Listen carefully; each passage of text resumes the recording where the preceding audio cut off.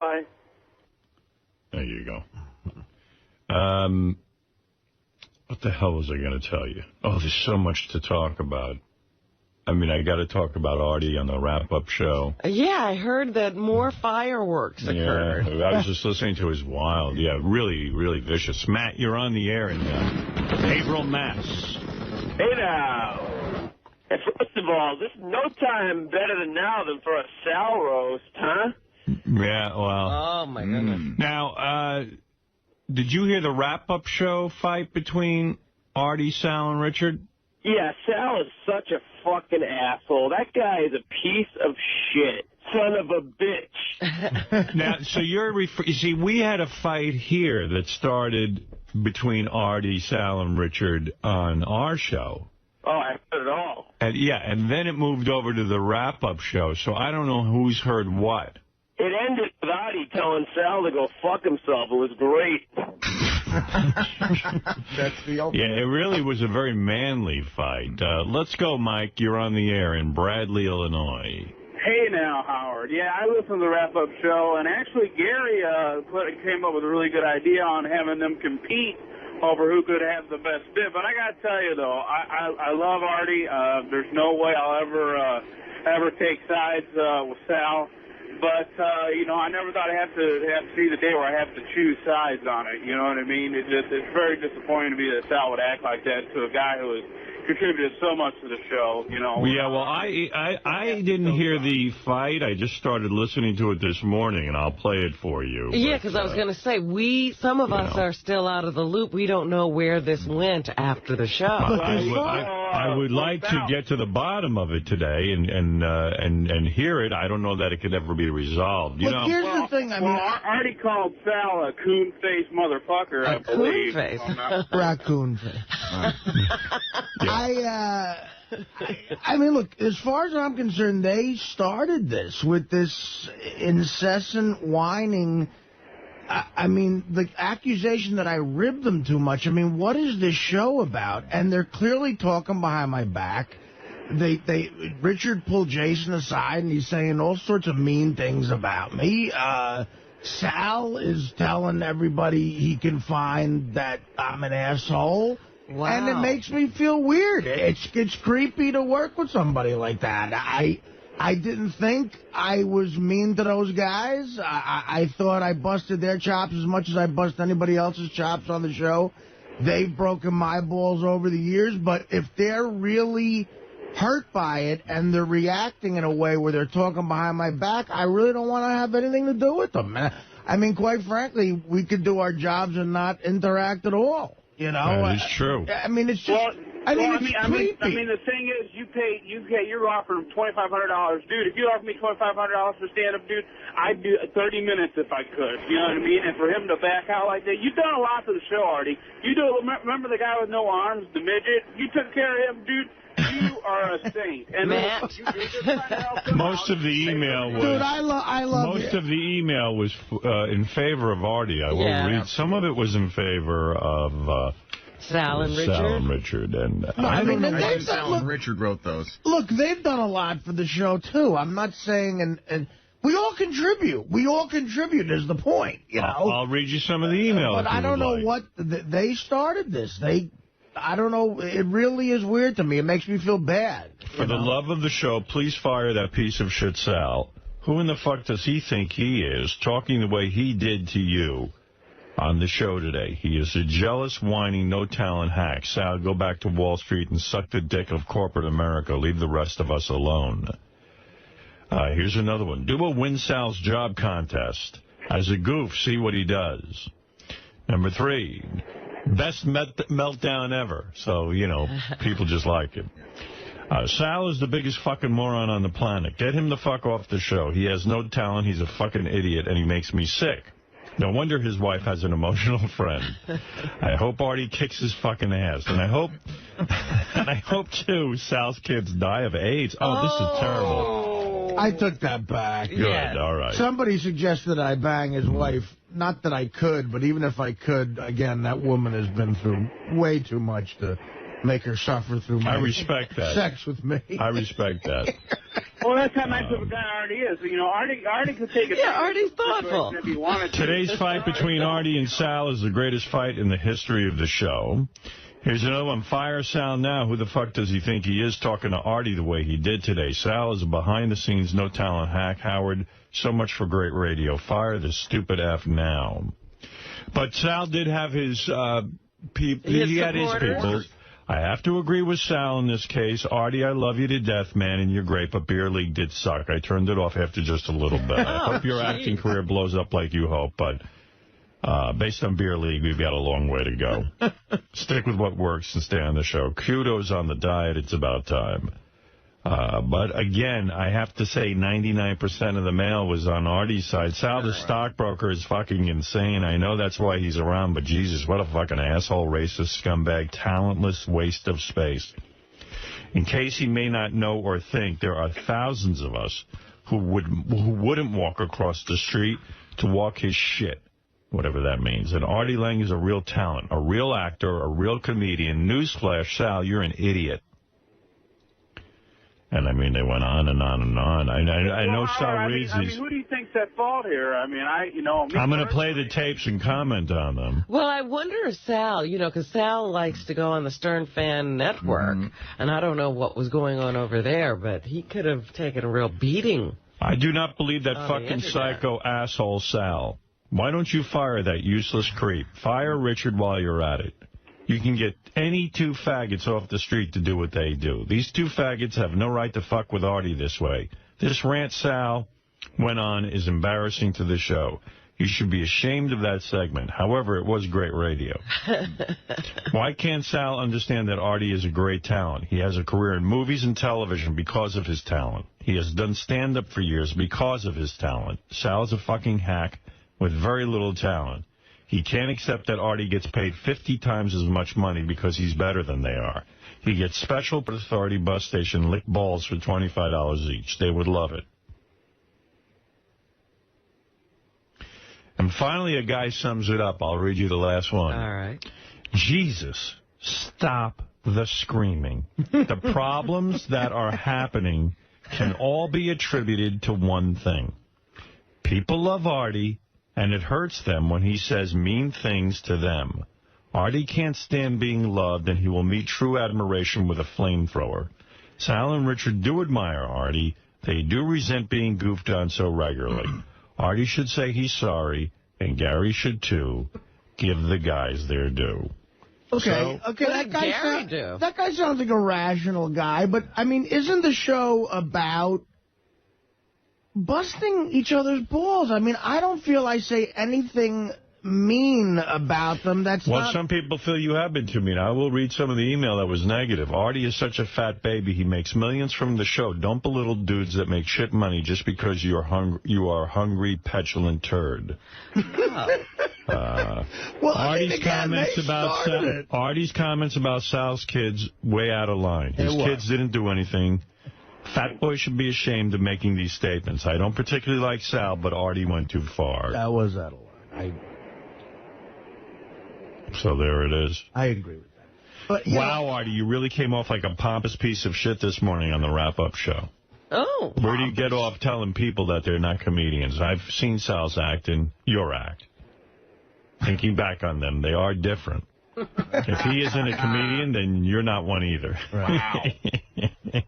You're a fat sidekick with drug stories. See, everybody's... It's such a shit on Artie Day, ain't it? Well, listen, there was a lot of shit flying. I'm reading you the email. I have to say it was the 99% with Artie, though. I'm telling you what I'm reading here. A lot of people feel that Sal and Richard are experiencing some sort of jealousy with Artie, and they're taking it out on him. Well, I think they feel like second-class citizens. Right. And I've noticed, now nothing has happened here that's different, but they have begun to act as if they don't belong. They keep themselves closed up in their little room. Right. They don't talk to anybody. And they're back there feeding each other's insecurity. So why couldn't Richard just take no for an answer? If you go to any other job, they've been fired. All right. Well, I'll play you some of the tape. Artie, you did, you really were going at it. I sensed real anger in this. This was no listen, how would you, that initial blow-up Sal had, if you want to take that out and write it down, look at that on paper, that is some... I would vicious. Like do that. It was vicious. I want somebody to take Sal's initial blow-up and write it out for me, and I will read it out loud. So maybe you gotta, that's a good idea. You gotta look at it that way. So anything I say after that is kind of like, hey, what the fuck? I'm just defending myself after that, you know? You know, sometimes these arguments for me get to the point where I don't remember why they started. Right. Like, you know, they just kind of happen. Well, it was a conversation on the wrap-up show the day before about Artie getting special treatment. And then that started. And, then, then they kitchen sinked everything. They put everything, every gripe that they had against Artie, they piled on that day. It was this was wrong with Artie, that was wrong with Artie. So Artie had nothing to Fred, do. no one's gotten your opinion on this, and that's mainly because we usually forget you're here. Well, but now that you've chimed in, I'm calling for a Fred segment on it. Hold on, let me see if I can find that theme music. I mean, there's no sense in that. I'll give you a 2 for today too. This is great. All right. Thank you. As long as Fred, as long as we're playing here, let's do it right. I can't wait. Fred's going to weigh in on this. He's a Fred, he's wonderful Fred. He's a Fred, he's wonderful Fred. He's a Fred, he's wonderful Fred. He's a Fred, he's wonderful Fred. He's a Fred, he's wonderful Fred. He's a Fred, he's wonderful Fred. He's a Fred, he's wonderful Fred. He's wonderful, wonderful Fred. Thanks to Joey Pajamas for that theme. Yeah. Beautiful theme. Legendary. All right. Fred, please tell us, what are you thinking? Did you hear the wrap-up show clips? Would you like I did hear the wrap-up show clips, and I don't want to comment on those as of yet. But taking it from when Sal walked in and the clips and everything like that, it started off with one conversation, and as the conversation kept evolving, Sal kept letting out more and more stuff that he was mad at Artie about. And that was unfair. I mean, if Artie's getting special treatment, then just focus on that. He took it to, you know, like even the score about, you know, like him, you know, maybe not being nice to him, ribbing on him and whatever. What they forget is Artie's a comedian. Well, be angry with me if Artie's getting special treatment. Yeah, but no, they're just angry at Artie. At that point, they're taking anything they can to get their point across. Artie is a comedian. I mean, when he does the stuff with, you know, high-pitched Mike, I mean, high-pitched Mike is getting cranked up, but you can clearly see, and at least I can see it, that Artie's just goofing with him. And I think that's what it started with yesterday, but these guys just kept going and going and there going. Was real anger. And then when Sal got into that thing about saying, like, Artie was shit on Mad TV and that his movie sucked, I mean, that was, number one, it was all lies. And it was just mean. And at that point, Artie had no recourse except to, like, go at him. Sounds to me like you're endorsing Artie. I'm endorsing Artie on this one. Yeah. It's never really clear to me what Fred is going to come out with. I got that out of it. No, I'm saying I didn't know where he stood. He was taking a guess, and he guessed right. But it was always acting like, whatever. It's like, I mean, look, Howard, I feel it was interesting to hear what Fred had to say. Absolutely. Yeah, no. And by the way, I'm glad we... And by the way, speaking of wackos, I think Seinfeld is the wacko, so there you go. All right, there you go. That's my opinion. Fred giving us 2 opinions. He said it would be a 2 for today. Yeah, I usually limit him to 1, but... Can I tell you why I think he's a wacko? All right. All right, there you go. He's America's sweetheart, and yet here's the guy that was dating a 17-year-old high school student. And also, he stole another guy's wife when she just came back from a honeymoon. What kind of normal guy does that? What were the details of that? Is that basically what happened? That's exactly what happened. Got married, went on her honeymoon. They got married in June. She came back. She cut her honeymoon short by a week. Right. She was in Italy. She came back. He was at a sports club. It was a gym because apparently he liked to trot his girls to this particular sports club. And that's where he met her. I know the sports club because I was there while all this happened. And I've heard stories because I go to that. Yeah, I go to that sports club. So he was sort of whining and dining her. Oh yeah, he had his sights set on her. He wanted what he shouldn't have. And so I guess she couldn't get out of the wedding. She went through with it, went on the honeymoon, and then cut it short, came back, and never saw her. And apparently she was the one that was like hawking this guy, Niederlander, to get married. Right. He wasn't so sure he wanted to marry her. But she kept going, come on, let's get married. Come on, let's get married. Come on, let's get married. They got married. They went on the honeymoon. She came back. She dumped him. Went with Seinfeld. And publicly humiliated him, basically. Well, yeah. Fred on fire today with opinions, and certainly Seinfeld's the wacko, and Artie's innocent. I agree with Fred on both counts. All right, Fred, you've even gotten Robin's 2 for 2. Good for you, Fred. A good segment, I guess. Listen, but the other thing is, it's like, I mean, look, Howard, I think you were being nice to me yesterday and saying, like, you know, I came here with some major show business career. Whether it was major or not, you had a career. It was a career. But the other thing is, no, of course it wasn't. I mean, I made a good money. I did all right. But I didn't come in here with an attitude like I did have a major career. You know what I mean? I didn't. Right. They're sort of projecting that on me. Like, what evidence do they have that I came in here going, listen, guys. Well, why don't I play the clip? It's your luckiest day ever. Right, because you get to work with me. I came in here as humble as I still am now, and as just as appreciative as I am now. But, Artie, why don't I play the clips now? And then, who knows, Fred might even comment some more. You don't know. Yes. Or Fred could change his mind. I can change my mind. That's right. No, well, listen, again, I'm pretty confident I'm going to stay right there. My only defense about whatever I say is that Sal continues to say brutal shit. And the other thing that comes out is Richard is pulling people aside and talking about me. That is just creepy, and I don't want to deal with, I don't want any, like, office politics like that. It's awful. I don't want to deal with that. David, you're on the air. Go ahead. Hey, what's up, guys? Hey. I'm kind of on the side with Sal Richard on this one, Artie, man. I love you, but it seems to me that you were a little out of line. I agree that... I wish your phone was better. I like you, but I wish your phone was better. Oh, I'm sorry, man. Can you hear me? Yeah, it's just breaking up. We just heard that you're from me, right? No, man. I'm on the side of Sal Richard on this one. You were a little out of line on the wrap-up show yesterday, dude. Okay, but listen, did you hear what Sal said to me on the air? I mean, come on. I agree with Sal was a little out of line with things, but you seem to me like a little bit of a baby, and somebody's like, am I a real comedian or aren't I? And you had to, like, scream and yell your feeling home that who is a comedian and who isn't. All right. I mean, well, listen, okay. The conversation got there because it got ugly. I'm not proud of it. Lee, you're on the air. Hi, how y'all doing tonight? Hey, you know, everything that Artie said was right, but it doesn't change the fact that the three of them have provided me with more belly laughs on the history of the show than anyone else. And, you know, I mean... Well, that's true, so maybe the three of them are...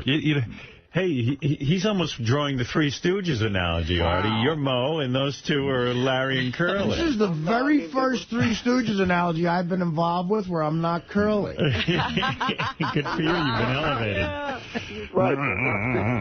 Right. What is it, Jason, who was very much involved in this whole... you were the guy who actually told Artie what Richard was saying behind his back. And there's some people in an email that are actually angry with Jason because they think he kind of does these weasel moves. I do. I felt horrible. Liked his moves. Thank you. Yes. No, I really did. It was a weasel move, yes.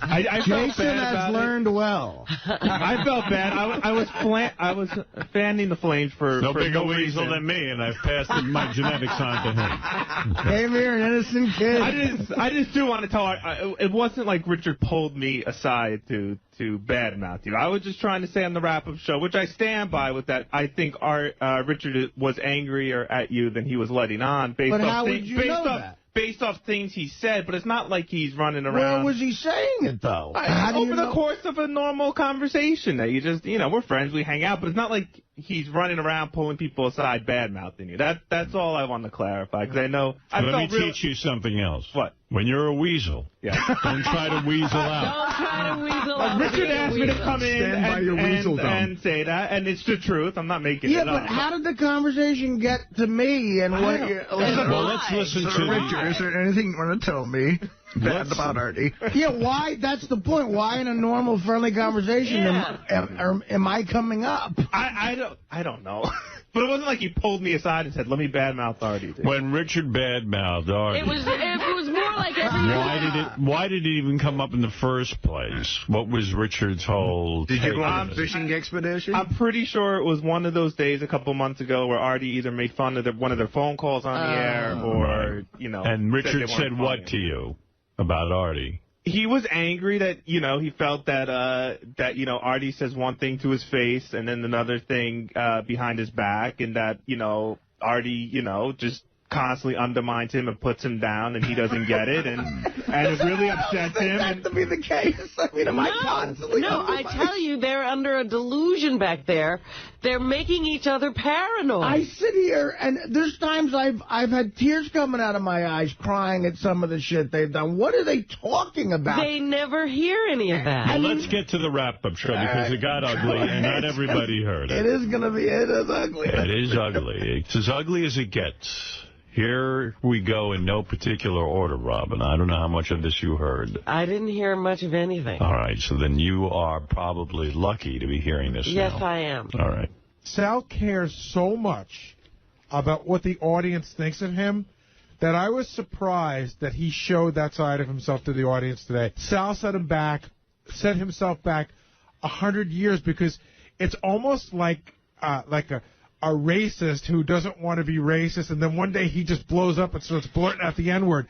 Like, that was a side of Sal that even I'd never seen before. Well, here you go. Sal thinks every listener is as big an asshole as he is. You understand? Because when Sal was just a listener, he was the bitter motherfucker. And if you made him mad, he was the one who got on the computer like a little faggot with no time on his hands and said, we hate Fred because he said this, and we hate Artie because he said this. He thinks everybody is as big a lunatic and a psychopath as he is. So that's why he cares what the audience thinks so much, because he thinks they're all as nuts as him. Guess what, Sal? They're not. They're all normal compared to you. You're the nut.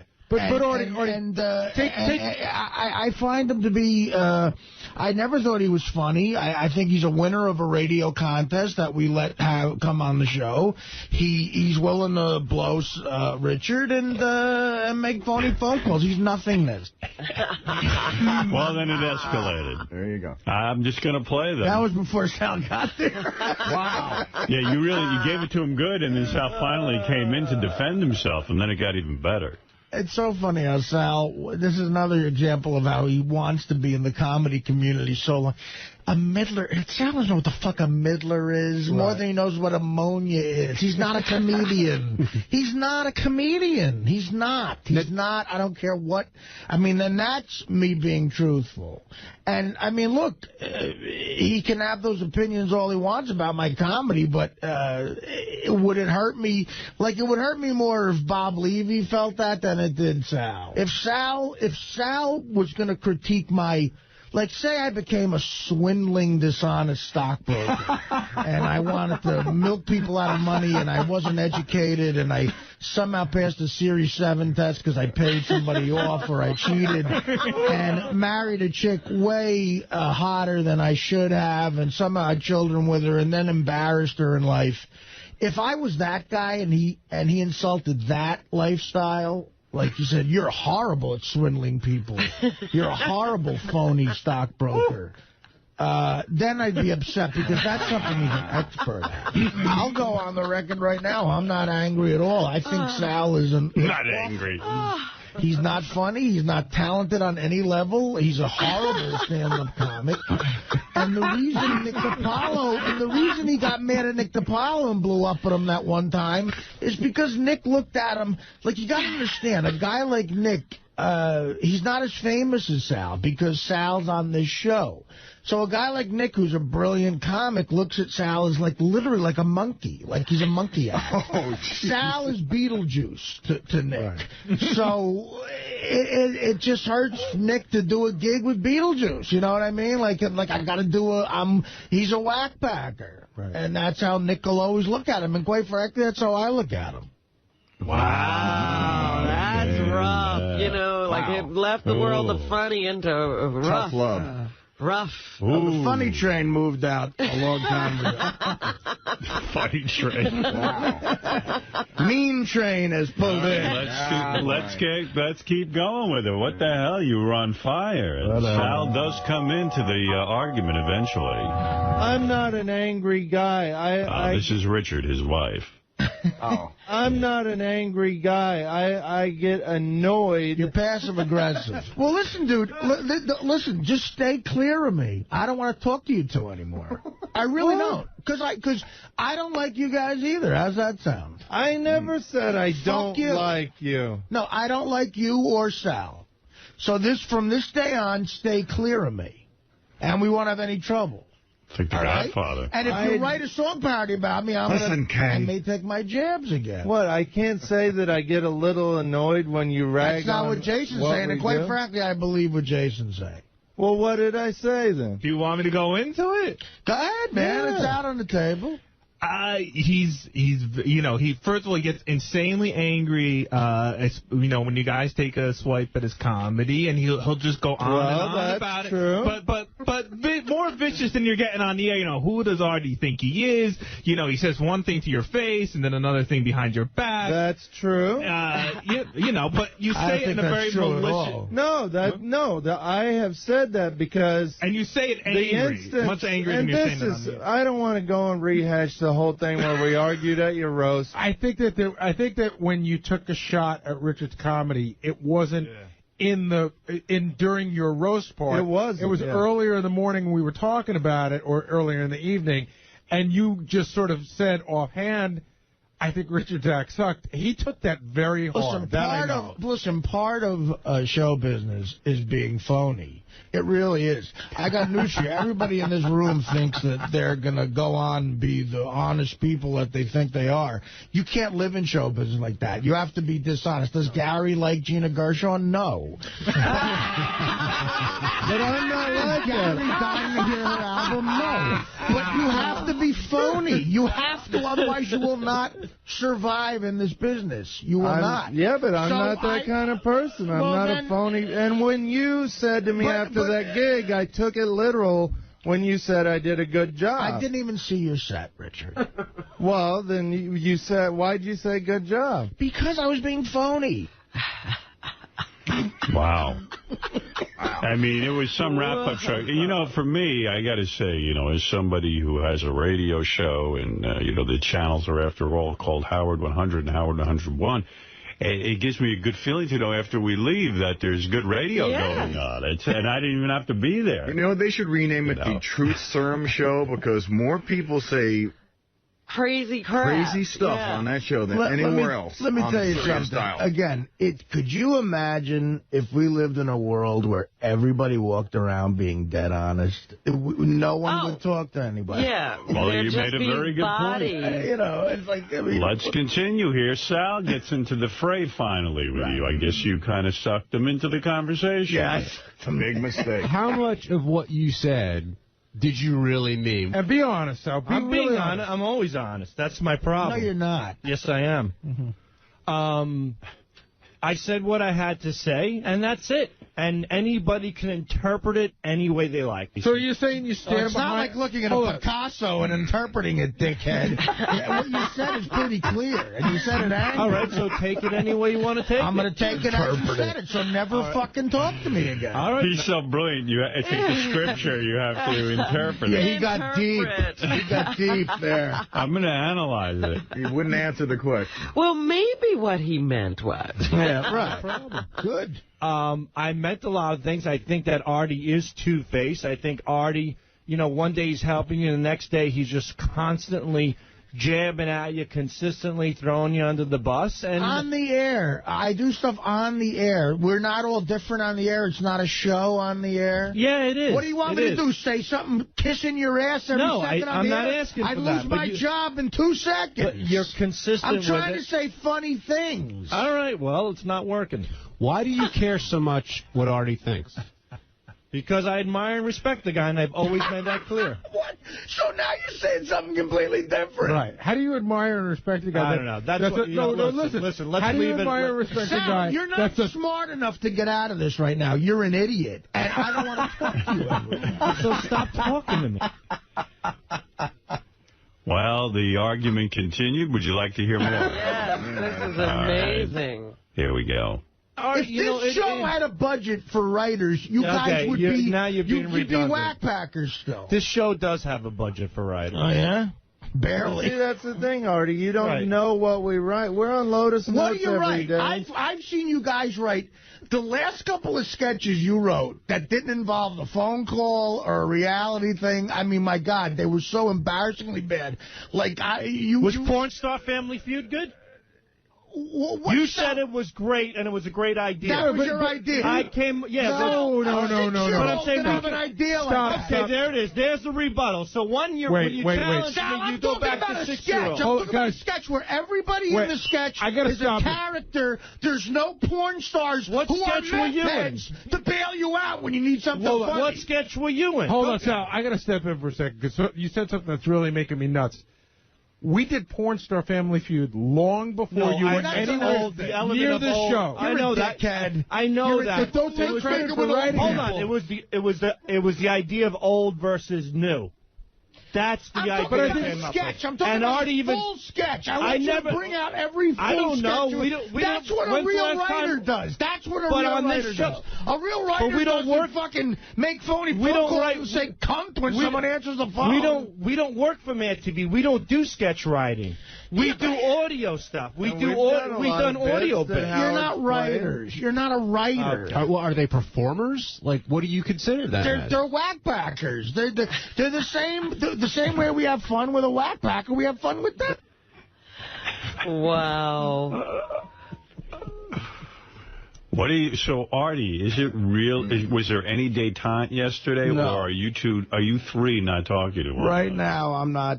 Right now, I don't want to talk to them, no. Right. I don't want to see them. What will happen when you walk outside, let's say during a break to go to the bathroom or something? And you see them in the hall. Right. What will you do? I don't know. I'll look the other way. I don't know. You will look the other way? I will try to. Yes. What if they say hello to you? Will you not say hello back? Well, I'm afraid anything I might say would be ribbing them. Right. You see, I'm famous for doing things like this around how should he handle it?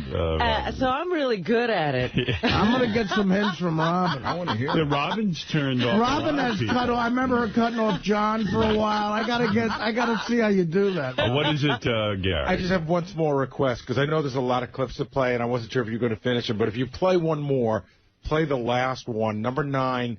This is how the show ended. This is the last 2 minutes of the show. All right. It has nothing to do with stand-up. It's about everything on the show. We're constantly being berated by him. So after a while, it festers in you, and I blew up today. And I'm not constantly being berated by you through, like, dumb song parodies or bits or stupid shit like that. Yeah, but to me, that there's a little bit more talent behind that with being creative. You're just doing underhand jabs, like my kids die of AIDS and you're queer. There's nothing there. I mean, there's no substance. You're the man who wrote the line, I hope your father falls off a ladder. You have to make it interesting. If I wrote something lame, it wouldn't be on the air. I mean, you're talking about it now because it's controversial. You have to make it interesting. So what I do doesn't take talent talking on the mic all day? It does, of course it does. But I'm saying that we constantly feel like you constantly jab. And guess what? I'm not going to stop doing it. So I don't want to talk to you anymore. I don't like the two of you. Fine. I said I blew up, and I blew up. I'm moving on. There's nothing I could do about it. Well, good. So that's it. I don't want to talk to you guys anymore. I really don't like you guys.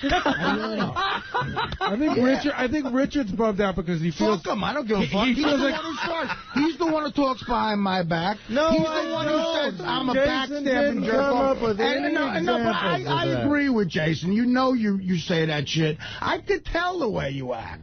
So don't ask me for more advice or about, I'm not going to tell anyone else at Rescue Me that you're available for a job. And don't talk to me about your goofy acting. God, I would love to see you act doing something in that acting class. Your acting fucking so sucks. Bad. Your acting's awful. But guess what? I passed auditions. I got hired. Rescue Me stunk. What leg do you got hired so that? you can flap your fat lips on the show and plug it. Right. And it was disgusting to call yourself show, Artie Lange from Rescue Me on Letterman after all the fucking things Howard did for you. That was awful, too. Goodbye. What do they call you? Show up. Don't talk to me, Artie. What do they call you on Letterman? What do they call you on Letterman? Don't talk to me.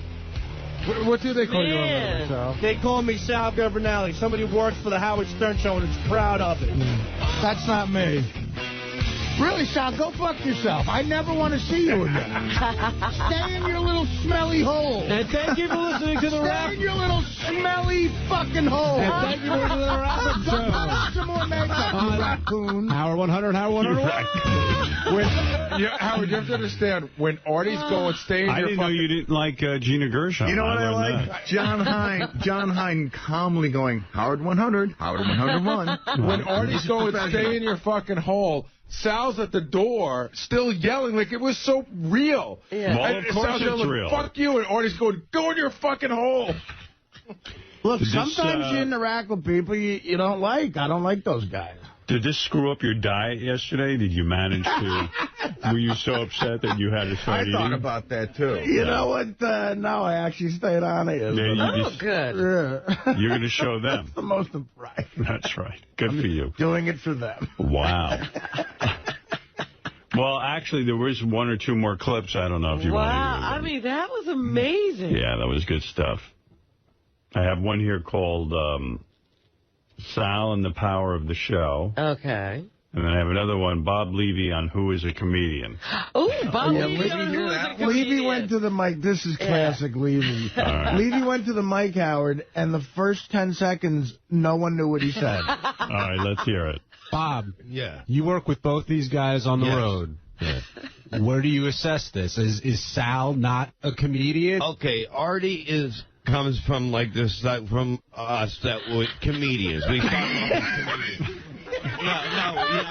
Thank you, my mouthpiece. Thank you. No, we're comedians. We started as comedians, and things led from there. Sal started on the show and was able to get into comedy from the show. Was I doing comedy with you at open mics and going to your shows 2 years before Howard hired me? Don't count open mics. A monkey could go to an open mic, you moron. But it's paying your dues. It's working your stuff out. Yeah, but you never paid your dues. You didn't come up the way you're supposed to come up. How did I not come up the way? The open mics never led to anything. You lighting Gary's teeth on fucking... that's what... You're a fucking crazy caller that we gave a job to. They don't just give a job to anybody, Artie. It was a contest. I mean, what the fuck? I didn't win the contest. I was hired just like you. You didn't win the contest. Hold on, guys. How do you answer the charge that Howard leveled against you guys today that it's similar to the way somebody won American Idol? That you're at that big level. Yeah, Howard said it, not me. Maybe you haven't earned it. And I'm not saying... I don't care. I'm not looking for... I'm not looking to... I just want to do my job and have a little more respect for Artie. And then just stay... You're not getting it now. Stay away from me. Do your job and I'll do mine. It's all rather sad, actually. Yeah. Really? I'm not sad at all. Well, you know what? I thought we had a happy little home here. I did, too. I didn't know all this dissension was brewing under the surface. When we came to Satellite, it seemed as if everyone was excited and loving one another, and now here we are. It's a big rift. 2 years into the experiment, and things are worse than ever. A chasm has opened. A jism. A jism. Somebody shot jizz into the chasm. That's right. Chasm is filled with jism. That's what happened. I do have this clip called Sal and the Power of the Show. I haven't heard it. I want to hear Sal's Power of the Show speech. I would just replay this whole show, and then I could go home. You don't even know what a middler is. You're a doofus. When's the last time you... Sal, before you got on the show, when's the last time you were at a club in Iowa on the road talking about middlers? First of all, I'm not comparing my comedy to yours. There's no comparison. Exactly. If that's how you want to look at it, that's fine. What I was talking about is that... You're not a comedian. You want to be in that club. You go to the Comedy Cellar and try to, like, kiss everybody's ass to get on stage. Oh, whose ass have I kissed? Everybody I've ever seen. Everybody you've ever come in contact with. Tell me one ass I've kissed. I haven't kissed anybody's asses. I've worked in bars. I've worked at open mics. I continue to do that stuff. And you'd still be doing it if you weren't on this show. But I am on this show, Artie. I made it on the show. And where would you be if Howard didn't hire you? You'd be dead in the gutter on a fucking heroin overdose. Well, you couldn't even hold the jobs. You couldn't even hold the jobs that you had because you were a fucking junkie. You're the fucking idiot and loser. At least I'm smart enough to hold myself together and keep my family together through tough times and not bail with drugs. So you're the fucking idiot. I don't have any fucking kids. You. I don't have any kids or a wife. You never can. And you're clearly your testicles are fucking corroded because you weren't confident enough to write good shit. Otherwise, you'd still be on Mad TV. Write good shit. You're an idiot. You write the sketches. You write the pranks. You do them. Dope. You're a dope. Oh, yeah, I'm a dope. I'm telling the truth. Somebody just called up with every once in a while the fans call in with a phony phone call. It's just as funny as the shit you do. And you know what? And we applaud them and we thank them and we continue to tell them to send stuff in. Well, maybe one day they'll be taking your job if they'll work for cheaper. Maybe they will. Wow. Well, there you go. Are your testicles really dried up and you're not able to have children? I didn't know that. Are you shooting dust, Artie? Well, here's the thing. They are, and I want to know how he knows that. Well, let me tell you. Some sort of doctor. Do you guys want me to set up some sort of parameters in the halls and stuff? Like maybe Bishop Sal and Richard come in? No, I think we could be mature. I mean, look, if they want to come, I'm surprised they haven't come in. You're not going to fight or anything. Oh, no.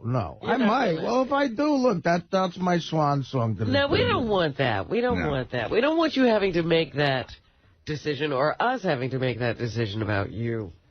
Wow.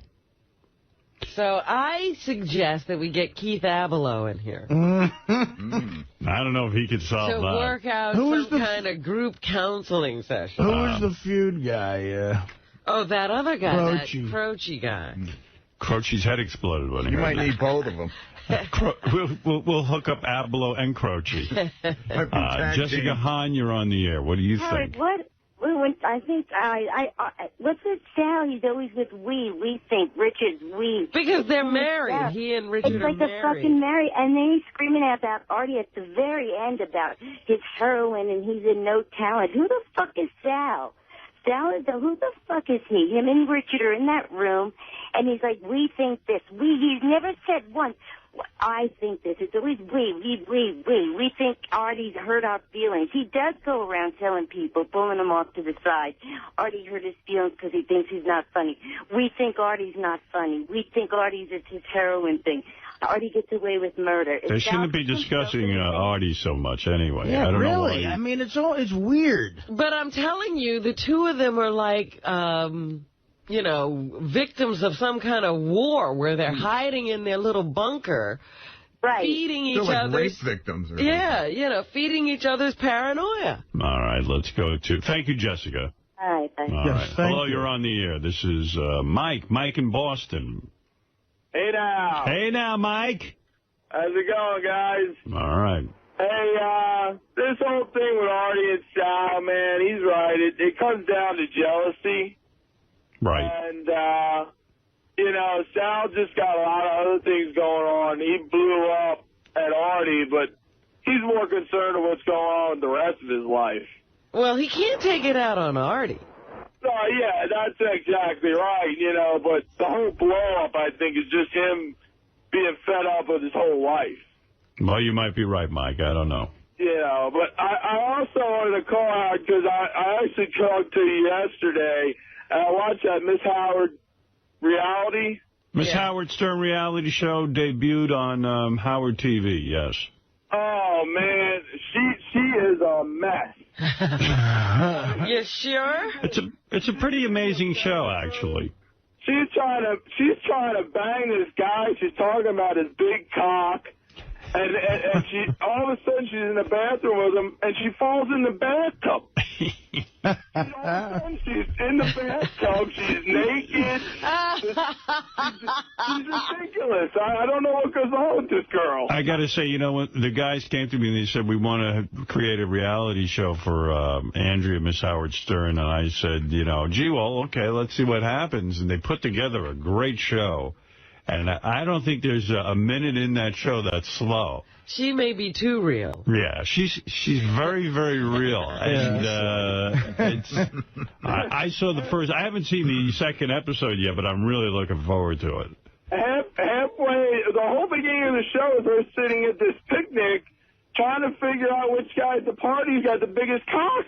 Yeah, and then once she figured it out, she zeroed in on it. How does she know? She can, like, look at guys and size them up like that? No, her friend had seen the guy's dick, and she said he has a really big one. She kept asking her if anyone there, like, oh, how big's he, and this and that, and then she's like, I don't know. Well, I tell you what, I even saw an unedited, a version that was even less edited. In other words, they have to make it tight to make it interesting television. And she was just on a mad frenzy for finding a big penis. But so she likes them big, huh? Yeah, she likes them big. But, yeah, well, we have more episodes coming up, by the way. That's only the first one. Yeah, I'm looking forward to seeing the rest of them because, man, I'll tell you what, she's a mess. All right, cool, Mike. Thanks. Thanks. Yeah, the second I saw that show, I knew it was a hit. It was a hit. Yeah, I did. So, boy, that's fun. I finally saw the French fries out of the nose thing. Oh. And what's great about that, too, is, amongst a million great things about it, is her tits pop out at the very end. You know, I got to take... I know this is radio, but I need to take a look at that clip real quick. It's so fast. Hey, guys, can you play that for me now? I want to see what that looks like. I feel kind of jealous that I haven't seen the French fries come out. Her breasts pop out as she's vomiting? Yeah, she's wearing one of those halter tops or whatever. Her breasts pop out. She reminds me of little Annie Fanny in Playboy. Yeah. Right, who can't keep the clothes on. Because then she goes on that slip and slide. Oh, wait, here she is. Play the audio, too. It'll take 2 seconds if you want to see it. Yeah, I want to see it. Of course I want to see it. I don't know. It's coming out of my nose. It's so gross. It's French fries. I'm choking on it. Oh. Tits are out. Oh. God. And it burns my nose. Oh, my God. I told you I was sick. The tits hanging out.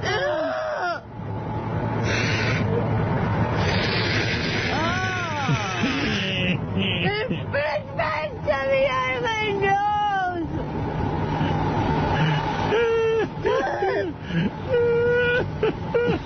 I told you I didn't feel good on a napkin anymore. Her whole nip is out. Yeah. How do you, like, How do you keep going? The buzz is just flying. Talk about daddy's worst nightmare. Howard TV has to have more reality shows and more... Ooh. Where are we going to find another star like Andrea? Well, I'm working up an idea with the guys about a game show. Oh. Like, in other words, that wouldn't occur on our show. It would just be its own thing. Right. You know, that's what's so beautiful about having your own television network, Robin. I see. Yeah. We can... Beautiful thing. Yeah, we can just... Original programming. Original programming. I want to set up a whole department immediately. I guess it's all based on how many subscribers we have, because the more we have, the more money we get to make these shows. Yes. You know, they're not cheap, actually. I realize that even making a reality show... Takes a lot of money. You can't get crews on there and shoot. You have to shoot and shoot and shoot, because, you know, there's not... Right, you got to have hundreds of hours of footage. I mean, not everyone's an Andrea where every second something cool is happening. Most people, you have to wait a long time. Yeah. So, you even have to sit there while they sleep, you know what I mean, and pass out. And it's like, it's a whole thing. So, and then you got to edit it and get in the studio. And then The hard part is putting it together so it's like a coherent story. Yeah, you know? it's not as easy as it looks. Yeah, I'm figuring out what should be in and what should be out. She might be even more fascinating than 𝗦𝗵cie𝘄𝗿𝗱. Oh, absolutely. Well, I think that's why she wanted to do this. She was like, 𝗦𝗵cie𝘄𝗿's life is nothing compared to hers. Well, she's 𝗦𝗵cie𝘄𝗿, except she's sad. What? All right. Oh, and Sal and Richard, do you guys want to work out the parameters of your relationship with Artie? Yeah, I can't believe they haven't come in here. Are they afraid to come into the studio now? Seems that way. Yeah, I mean, come on. Really? Is that how we're going to be affected? I don't know. Is that the punishment? Where are the boys? They've got a spokesperson. Oh, here's JD. Yeah, what's up? I am the spokesperson. Go ahead. They said they're fine. They're fine what? I want to work at the parameters. Well, if they're fine, why aren't they here? They said they are fine. I'm telling you, we need somebody to psychologically counsel the two of them. They're going crazy on their own. Did they really just send JD in here? Yes, they did. That is so pussy. Come on. I tell you, they're losing it back there. I might be back with you. I won't take any jabs, guys. I won't take any jabs. They must be afraid of you. Yeah, they obviously are hurt. I won't take any jabs, guys. Come on. You babies, get in here. Wow. Artie took a jab at me. Artie took a jab at me, Jason. Did you hear that? What are you, girl? Oh, Artie talked behind my back. I think he's two-faced. I just got a note here. JD is a horrible spokesperson. That's not what they said. Oh, and they say come in and speak for yourself. They say they are too busy working to come in here. Oh. Oh, what bullshit. Sure. What bullshit. All right, well. Is that how they're going to treat this? Evidently. You have requested their presence. Yeah, you're right, exactly. What the fuck is going on here? Bullshit. Captain Jenks, you're on the air in Philadelphia. Hey, good morning, Howard. I saw something extremely funny, one of the most inappropriate things that I've ever seen in my life yesterday. What was that? I was in a courtroom, right? And it was to take care of a ticket. Right. And I'm standing there, and there's somebody in front of me who was standing in front of the judge. Yeah. And there's quite a few people in the room. And the judge was a woman. And all of a sudden I hear, dropping loads, like that. Yeah. The dude's cell phone started ringing in front of the judge. He had a drop and loads ringtone? Yeah. And the judge fucking fined him. Oh, yeah, dropping loads. The judge fucking fined him $25 for having his cell phone on his Wet cunt. Well, that's what the two cops I saw yesterday must have had. Because they played it into You heard it too, huh? I heard he's making a bunch of dough with those ringtones. He said, yeah, that they're going like hotcakes, according to Lisa G. Yeah. Going like wet. Can you imagine a guy's up in front of a judge, a female judge, and then dropping loads starts coming out of his... Howard, Not good. Oh, yeah, dropping loads. It's outselling my ringtone of "You Want Some Heroin." Imagine you're the guy's lawyer, and you just sit there and you go, asshole, I had you out of this. Right. As soon as I heard it, I knew what it was. First of all, you turn it off anyway. Yeah, you're not supposed to have a cell phone on in the courtroom. That's right. Dropping loads. Oh, yeah, dropping loads. Well, it could have been worse. It could have been wet cunt. That was a very important call. Wet cunt. You should have seen the look on the judge's face. I mean, I don't think she knew exactly what that was. Yeah. I mean, I knew what it was, and I looked around, and there were other people that were laughing, so they knew what it was. Dropping loads all over Sal's magician goatee. Dropping loads all over the Save it for later, bitch. Wow. Dropping loads all over hilarious. Richard Christie's stinky teeth. Buy a toothbrush, faggot. I went to ask the guy after it was over if he would call in the show, and tell you about it himself. Yeah.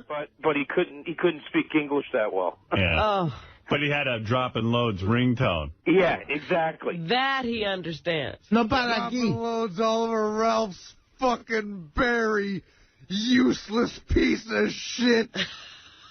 Dropping loads all over Fred's tattoo, wet Martian. All right, Jenksy. All right, later. Later. Captain Jenks, long-time caller into the show. The spokesperson is back. Oh, J.D., the spokesperson for Sal and Richard. Roy Cohn is back. Just to let you know what they're working on. Why would you pick J.D. as a spokesperson? He's the least articulate. I think I was just walking through the hallways and... Yeah, you're the only one who would come in for that. But yeah, but go ahead. What's going on? Richard is working on a Larry King audiobook. Great. And Sal's working on a Gary the Retard Knowledge of the Show game. Is that their way of showing me that they're doing They're good very busy. I mean, they're being immature. Yes, they are. Richard was really bummed out yesterday that the fight happened on Halloween. He didn't want to ruin the holiday. Yeah, his whole Halloween day. Like, that's his whole big day. Yeah. He kind of ruined his day. Was he upset that I said he came dressed up as a shitty writer? He took offense to that, yes. I don't mind telling you. Well, I love you all. And I can't believe they won't come in here. And I appreciate everyone's contribution to the show, and I hope that you guys work this out. I mean, know. It's a shame that you have to hear this. It's very upsetting to me. I guess there need to be parameters, because they obviously aren't coming into the studio if Artie's in it. What? Yeah, I mean, guys, seriously, I won't say anything nasty or something. Or what's the matter? I don't know. I'm a little disappointed. I mean, they're actually turning down airtime. But don't you Why think... does everybody come in on the wrap-up show, but they won't come in on my show? Yeah. Here's JD. They gotta be kidding me. They gotta stop. I mean, talk about passive-aggressive. This is a way of saying, look, Art, enough of your silliness. We're getting back to writing. Yes, JD? They want an ISDN line in their office. See, they can't come in here. They're afraid. They're afraid to be in a room with Artie? Yeah. Boy, that's a pussy move. I never thought I thought those guys were fearless. I guess I had it wrong. Yeah, I thought they were, too. Yeah, that's a little shocking to me. I thought they were fearless. They want an ISDN line in their office. Well, then you clearly won the argument. If they're afraid to come near you, you're like an angry bear. Listen. Who defeated them. I mean, you know. They don't want to tangle with the bear again. You clearly won. You've intimidated them right out of the studio, and they love you. And you know how they love airtime. I mean, it's like winning an argument with a couple of chimps. Here's JD. I'm back again. Their spokesperson. They say they're not mad, they're not busy, and they're not busy. Contracts to leave their show. So they're not mad and they're not busy. They're not bad, they're busy. They're not bad. No. They're busy. This they're is the busy. Where are they, JD? They're not mad. They're not busy. They're not mad, they're busy, and they're not looking for Fox contracts to leave the show. Fox contract? Because I had a Fox contract. I got news no one's offering it. You don't think we'll lose them to Fox? Yeah. Wait a minute. We should test that. See if we can get someone from Fox to offer them a contract. Exactly. You're kidding me. We do have a busy show. In fact, Artie, you'll like this. John Hanson from the USO is going to call in and explain why Artie can't go to Iraq. Oh, yeah, what happened? Slash from Guns N' Roses is going to be in here. He just wrote a book.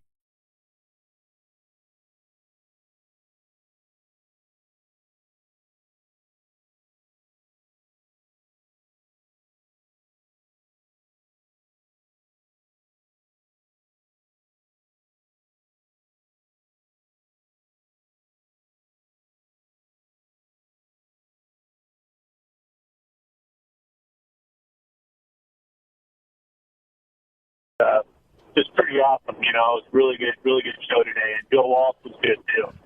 Yeah, I mean the sex stuff with Jenny was amazing. I've never heard anybody come on the show who has any celebrity at all and be that open. But even the stuff she talked about afterwards, I still thought was great as well. Although JD wanted to go back to her blowjob techniques. Oh, yeah. Yeah, I thought she was a really good interview. Thanks for calling. Sal, I see you in here. You went in towards the end of the show to defend your new teeth. Congratulations on that. And congrats on your new show. Thank you, my friend. But it seemed You're that welcome. this is one of those situations where Howard had to tell you, don't cover your teeth when you're laughing. I don't want Gary to see them and make fun Well, of them. that's where I'm going with this. First of all, you look like Ross when Ross on Friends kill got his me teeth now. whitened. And As long as my teeth don't smell like Ross's teeth, I'll be fine. Sorry, Ross. But Gary started Ross. All right, look like Ross how? Ross from Friends. Oh, shit! Oh, my God, I can't believe But good work. Oh, God. I was talking about. I said Sorry, Ross. Ross from Friends. Oh, fuck, did I put my foot in my mouth? You sure did. You are one of a kind. I just kicked out my new teeth. But this was one of those situations where it seemed like Howard told you were inappropriate, therefore you're like, you know what, I guess I see that, when you were getting them and the jokes you made and things like that. But do you really feel like you did anything wrong when you were in there? I think I'm a normal guy. I think I'm getting my teeth done. I have a little gas going. I have a beautiful assistant to the left of me. If you're so normal, how come you're the only one that seems to get in this kind of trouble? I don't know. That's, you guys bring it to light. But it should be like everybody should be. You should hear every day. Oh my God! Some guy went to the dentist office, used the N-word. You don't only hear about you. Yeah. Well, I didn't use the N-word I didn't use the N-word, not N-word in a derogatory sense, like when that black guy stole your chocolate, Gary. I used it singing along to a song. It's going back to the hits. But I thought I tried to make the best of it. It was very painful. You know, Gary, how it is. It's you're under a lot of pressure. It hurts. There was pain involved. Not much pain, but at first he missed a spot or two with the Novocaine, and God, my balls went right up my ass. He went, whoa, because you clench up, and I kind of wanted to break the ice a little bit. Can we clarify something? I've heard you paid $12,000, $6,000, Right. $18,000, paid nothing. What's the truth? I paid $6,000 for around $5,800 for the lab work, for the teeth itself and the lab work. The dentist did the work, put on the teeth, and they did the gum shaving for free. Why? Well, he offered it to me for free. But who is he to you? Nobody. Well, I met him through somebody. And he says, look, if you want nice teeth, I can help you out. And he says, I could give you a deal. I'm a fan of the Howard Stern Show. He's a big fan of the show. Because here's the allegation that's going around in the back office. Yeah. There was a page 6 item about it last week. So that basically you got on the air. The rap is you got on the air, gave out the guy's name, got the page 6 thing, and in exchange you did it for free. I swear my children never called page 6, never did anything like that. There was no bar there. I'm assuming, which makes logical sense to me, that somebody, either the dentist or the dentist's office, leaked that out. That occurrence did happen. They did put me in a separate room, and they waited for her to leave and then for me to go in because they were afraid she was going to be offended by seeing me. I never besmirched her like they said, so when the news came out, I don't even know what besmirch means. It's all right, keep going. So when the news came, Scott the engineer comes into my office that morning, and he goes, well, you made the papers. And he hands me the newspaper, and I read it. I'm like, wow, that's really odd. So no, there was no tie-in with that. The dentist did give me a break. They are big fans of the show. Well, it's not a break. A break is a break in price. He gave it to you for free. Yeah, that's not really a break. He gave it to you completely for free, except for what it cost him. Right, pretty much. So Now, that was very nice of him. But why would he do that just for you? Like, do you ever feel weird about taking it? No, I mean, no. He made it perfectly clear that look, this is what I could do for you, I can help you, and he had no problem with it. So I thank him. No, for I'm it. saying, do you have a problem with it? No, I'm 6,000 in the hole in some capacity. And sure, let's not lie and let's not kid each other. The dentist knows, look, I'm on the air, I have nice teeth, and it'll certainly help him. There is a bartering deal there. That's obvious. But he seems to be pleased. He presented it to me, and he did a great job. Sal, and I thank him. One last question. You talked about getting out of a speeding ticket on the way home? Yeah. No, I didn't talk my way out of it. It was just a ticket. How fast were you going? You know, I was on Long Beach Boulevard, I think that's what it's called, in Long Beach, New Jersey. And apparently, it's 4 lanes. But I was going 51, and it was a 35. What's so funny about that? Because earlier you said you were doing 53 and a 31. Whatever it is. And we're like, I've never seen a 31-mile-an-hour zone in my life. It was right. 35 makes more sense. It's an even, whatever, an odd number, but it's it's cut off evenly. Jesus Christ. That's all. Do you know that there's not a day that goes by that my son, Lucas, tells one of his friends that I work with a guy who can't find California on the map? I can Swear now. to God. I can now. You guys have educated me quite a bit. It's on the West Coast by the Pacific Ocean. Well done. Hello, hello. I'm Baba Booey. And on Tuesday's wrap-up show, we talked about Lisa G's sweet and greet, which was a big topic of conversation. Howard doesn't seem to be that happy with it. Lisa wouldn't come in and do the show, but there were a lot of people who wanted to come in and talk about it. Here's what happened.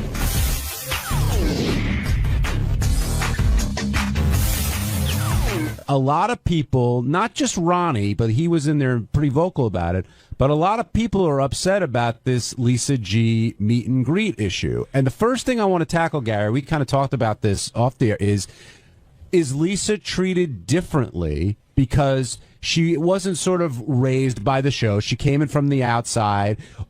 Or do you think Howard's not going, Howard could be hitting her harder and he's not for another reason? This is totally my opinion, but the first thing you said, yes, Lisa worked in the business for a very long time before she worked here, so I think Howard sees her as a colleague, even though they may not be equals in the same business.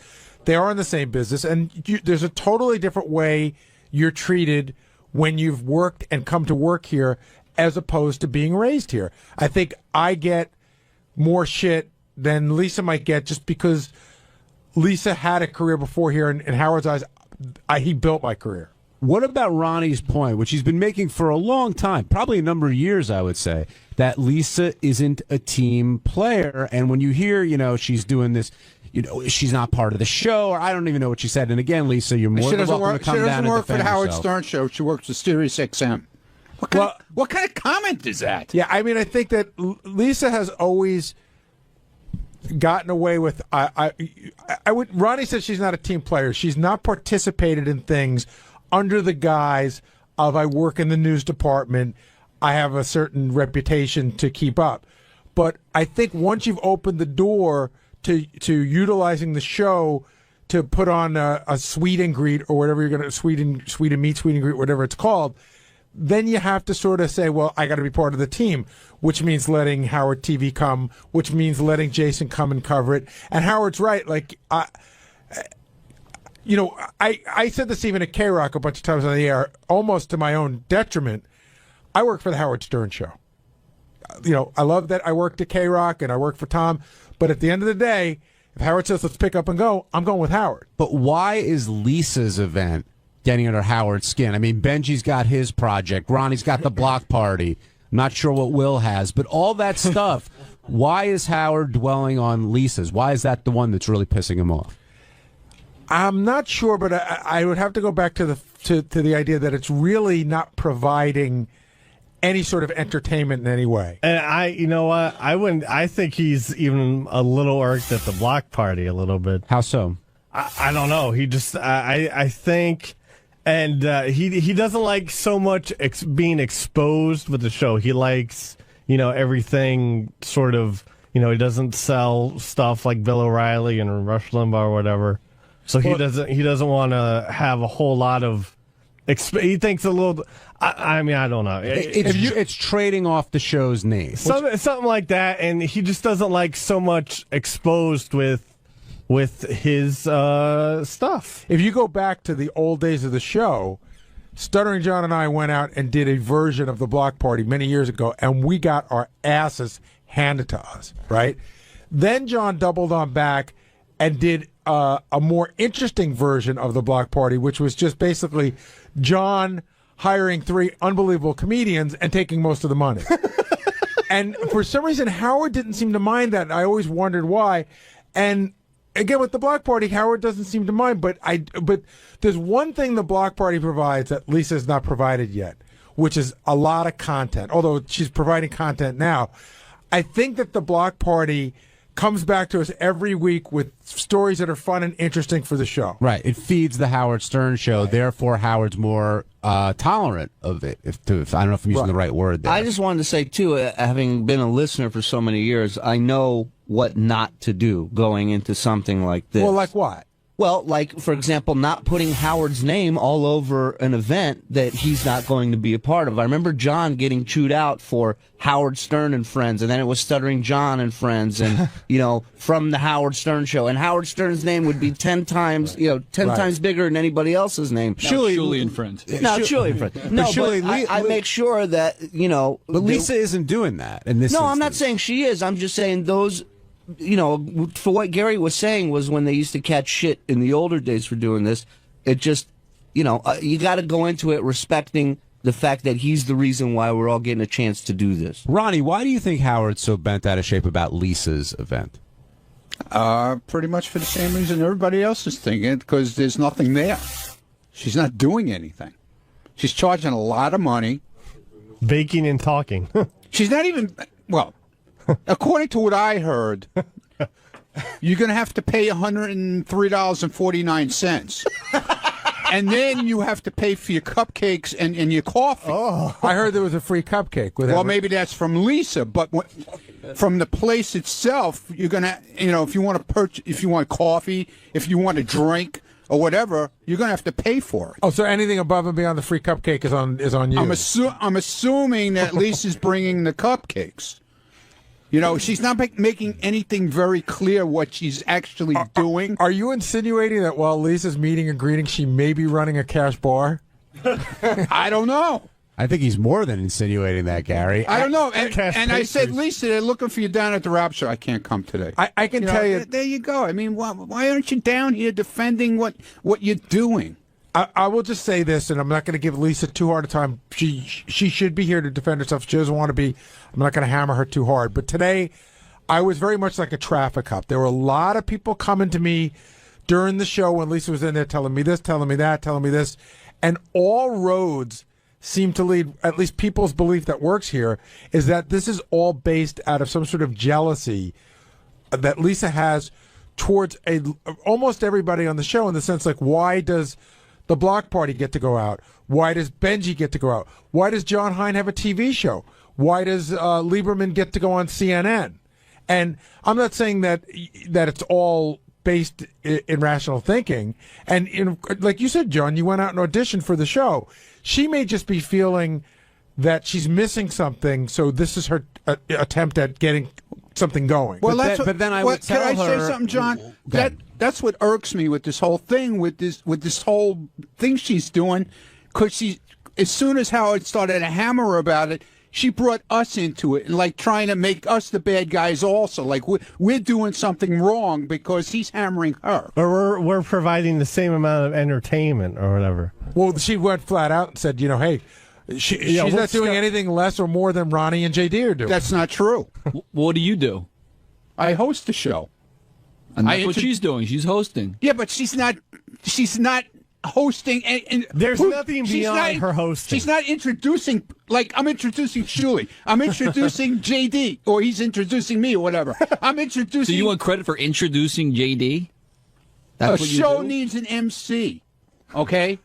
That's what I started off doing. There's nothing beyond the MC. I never said I was. What do you do, Dopey? Dude, I was Fuck never off. Get out of here. I was never Stop said lying. I was a fucking comedian. No, but Will's making a point here. Right. I mean, Lisa is hosting the He's not event, making a point. He's being being the an MC. asshole. No, she is. But what is she giving with it? A cupcake? Yes. For $103. Well, you could talk to Come Lisa. on. It's okay, so I'll play devil's advocate. It's there's women who listen to the show who may not want to go to the Block Party because it's a little racy for them. Right. They're more in Lisa's sort of thinking. They'd like to hang out with Lisa, talk about what it's like to be a woman on the Howard Stern show, and they'd like to. It's a small gathering, like a cocktail party, not a drunken party like the Block Party is. It's a symposium. Fine. But don't knock. Why knock us though? Because he's hammering her. Why bring us into it? What do we have to do with it? This is my theory. You guys tell me if I'm off here. I think she brings it in because she feels like you and Scott and JD and other people are kind of on the same level as she is, and if you guys can do it, why can't I do it? Because she brought me into it too for the same reason, I think. But the difference is, John, we are doing a show. What she is doing is not a show. It's showing up at a bakery and hanging out with fans. That's not a show. That's a Q&A. That's a town hall meeting. But okay, so I'll jump on that one, and I'll say there's plenty of people who go to college campuses, and that's all they do is a Q&A. That's fine. That's fine, but don't pull in a comedy show and say this is the same exact thing that I'm doing. It's not. It's just not. There's a show. There's content. Aaron and Dayton, you're on the wrap-up show. Hey, good afternoon again. Can you hear me all right? Yep. Okay. I just wanted to comment. I mean, during the fight week, of course, we heard that Stuttering John got his ass reamed by Howard for going out, using the show for personal gain. And at this point in the game, everybody on the show, I mean, with the exception of you, John, I mean, you was, somewhat famous beforehand, but everybody at this point, using the show for personal gain and monetary value. But, and of course, at this, what I'm getting at is, I'm sure she's not making a whole lot of bread, and she's putting at a point where she's, giving a little bit to charity. She's also, paying for a venue. She's probably paying for the wine and all that shit, and she's also like Gary said, part of the show. So, all right. So Aaron's sort of defending Lisa here. We pay for a venue. Yeah, I mean, she's good. That's a weird thing to say because whatever she's paying for or not paying for, she will walk away with a profit of some sort. She has no. Dude, when we do the block party shows, we pay for a venue, of course. So I mean, here's a question John and I were kicking around today. If Lisa said, "I'm going to be at the coffee shop for $100, you can come." And you get a cupcake and everything, and I'm going to play the violin for an hour. Okay. Would that change your perception of what she's doing? That's a concert. That's a concert. Absolutely. At least she's doing something other than having, 30 people show up and then just sit around and schmooze with them. Anthony, you're on the wrap-up show. Hey, what's going on? I'm a big Shuli fan. I mean, I'm a stand-up comedian. I moved out here to PA from California, and just the transition there, but she's promoting the show because she is bringing, she's using the Stern show as saying, I'm bringing the female listeners and trying to make money off that because the block party is just completely different from what she's trying to do. She doesn't have an act.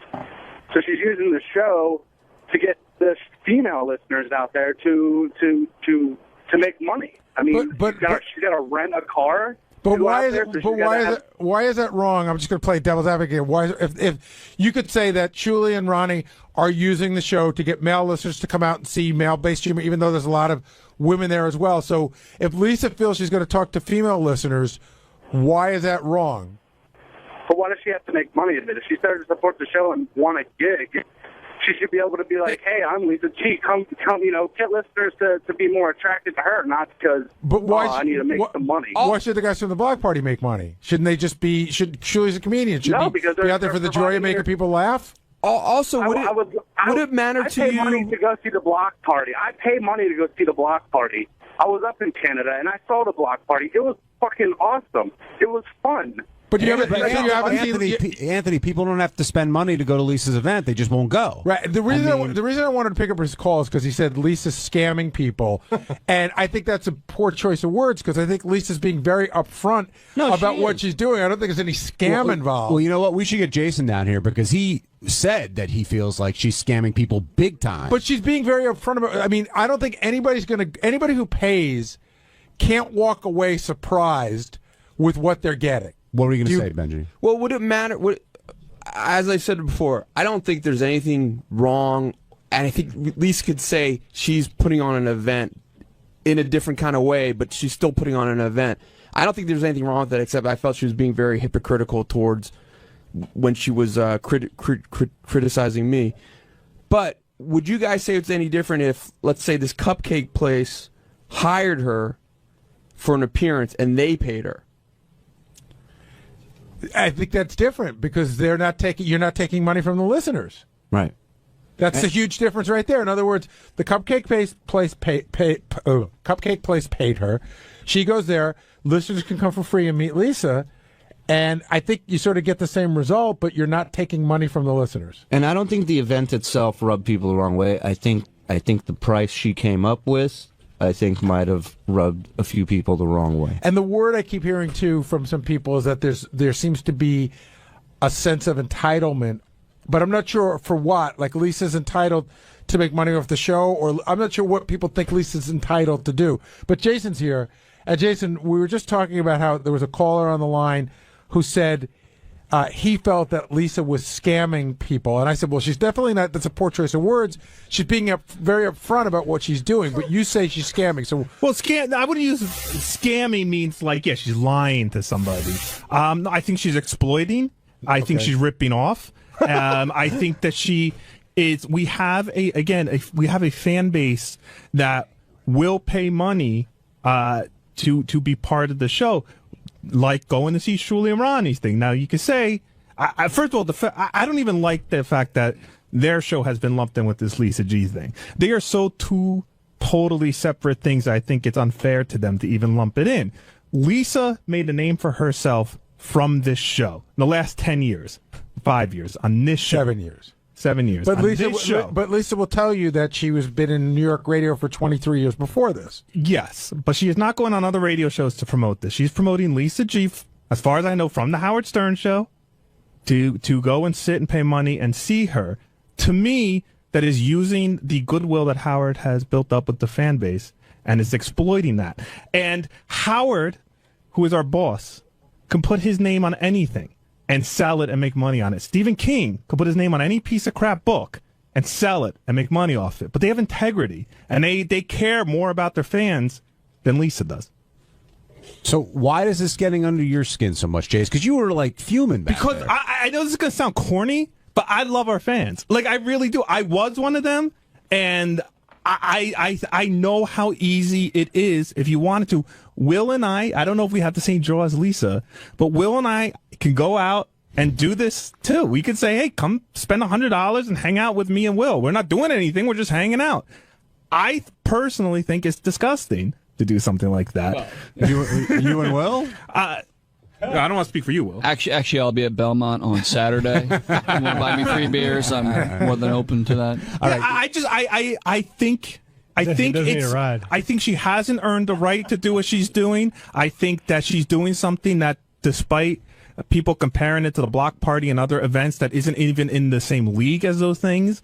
And quite frankly, I'm surprised by a lot of what Howard's let go over the years compared to where he was 10, 15 years ago. Chuck, you're on the wrap-up show. How's it going, John? Hey, Chuck, it's JD's dad. Chuck, who wants to chime in? Well, is this about the Facebook thing, or is this about the Lisa G thing? He wants the exact address to Facebook. I won't stay on too long. First, I enjoyed your show on the fast food mania thing the other day. That was great. Thank you. Thanks for. I appreciate someone in the Harmeyer family watching the show. Thank you. I haven't been able to listen too much to the show, but I wanted to let everybody know that this Friday night I'm gonna be at the Fridays in Westchester, and for $50 you can get whatever appetizer you want, and we'll tweet. Hey, Chuck, if I come to you, can I look at like JD's like grammar school pictures and stuff? Can you bring all that crap? Sure. Some of his report cards. It's going to be the eat and tweet. And Chuck, I'm taking from your comments that you think what Lisa's doing isn't right. I think it's hilarious. That anybody would actually pay, but guys, the event's going to be make some money out of it. More power to her.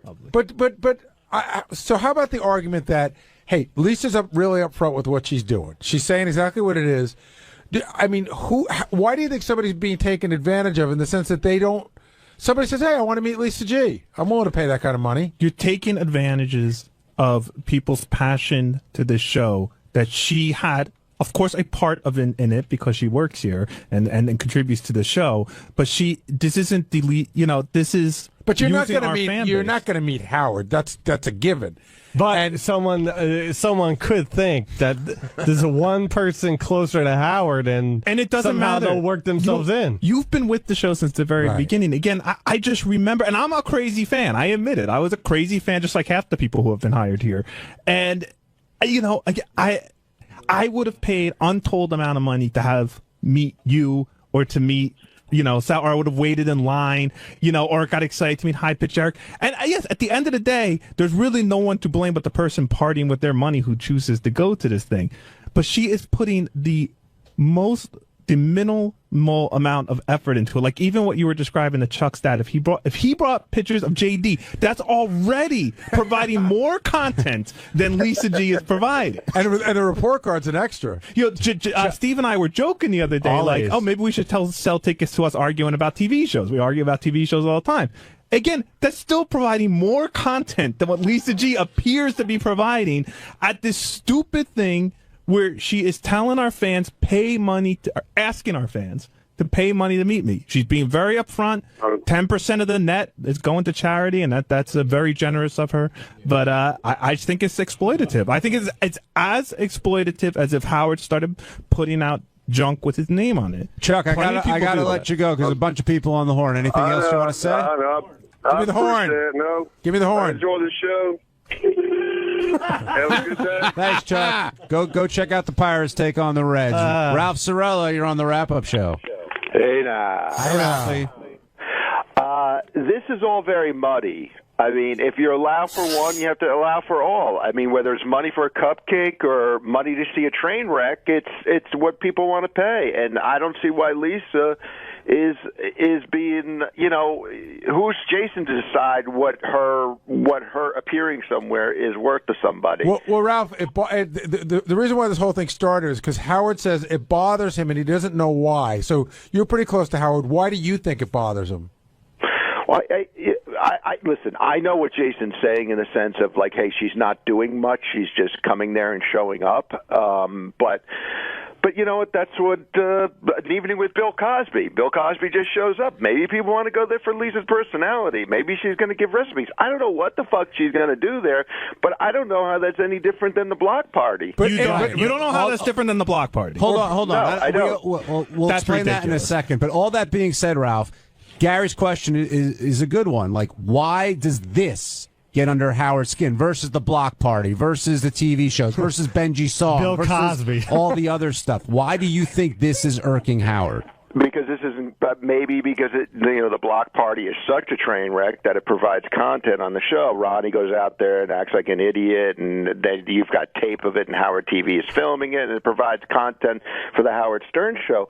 But I think it just sends signals to you can't allow one and not allow the other. Like, who are you guys to sit there and decide? Like, okay, well, first of all, we don't. Howard does. Yeah, but Ralph, wouldn't you agree that? And I was going to get into this a little bit, but you brought it up. Wouldn't you say on this show there's different rules for different people? Absolutely, yeah. So then when you say you have to allow for one, you have to allow for another, really, Howard's running a monarchy. He has to allow for whatever he wants. Yeah, I mean, Artie used to get away with crap that none of us could get away with. That's right. And because he was Artie. Yeah, and that worked out really well. Well, I'm just saying that's what happens under that. Anybody could do whatever anybody wants rules. What Artie was allowed to get away with business-wise had nothing to do with what happened here. No, he got away with a ton of stuff here that we got. If I slept in the office as much as he slept on the air, I don't think I would have been treated with the same kid gloves. Absolutely, because you're not as funny as Artie. No, I'm not. Right. The people are treated differently here. Yeah. And that just doesn't work well. It just sends out a bad message to everybody. But again, I fundamentally disagree with you. I think Ronnie's block party does skirt the line of what Howard used to be angry about in the day when John and Gary tried to go out to do stuff and Howard didn't want it to become the traveling Howard Stern show. And I do think it comes up against that line. But at the end of the day, they're promoting their comedy show. People are buying tickets to their comedy show. I don't know. To me, it's completely different than having a lovely chat with coffee. I will agree that it's different. I don't know if it's completely different. I mean, I think what bothers Ralph, you is Lisa's looking for a way to make money. Ralph, would you buy a ticket to just see JD and Ronnie, but no comedy? I wouldn't even do that. Me, Gary. Last question: is Howard going to put an end to all this stuff? It's getting to be rubbing up against that area. Hard to say. On Wednesday's wrap-up show, there was a lot of talk about Sal, shockingly, screwing up a game again. And this is one of those situations where Sal doesn't think he's wrong, is told that he's wrong, and then realizes that he's wrong and tries to explain himself, which he can't do. So we heard Sal tell the story about how it was unfair of Howard to call him a sucker.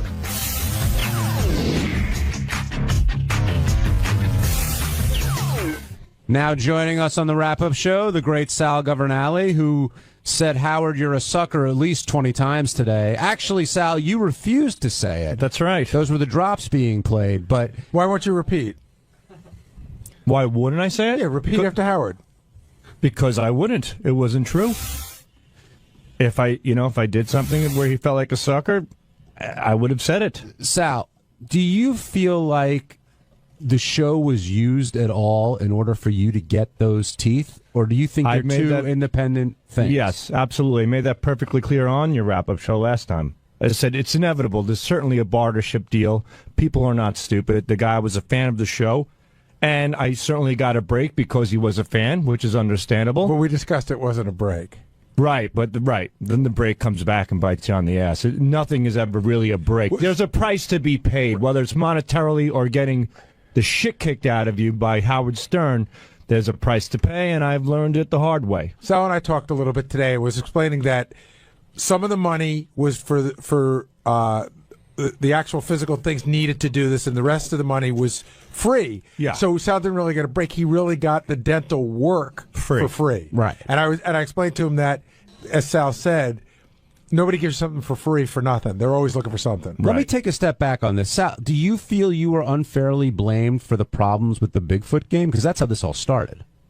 At first, I thought I was. But listen, I'm the one who created the game. The glitch was there. Guilty as charged. But you said you double-checked it. What did you mean by that?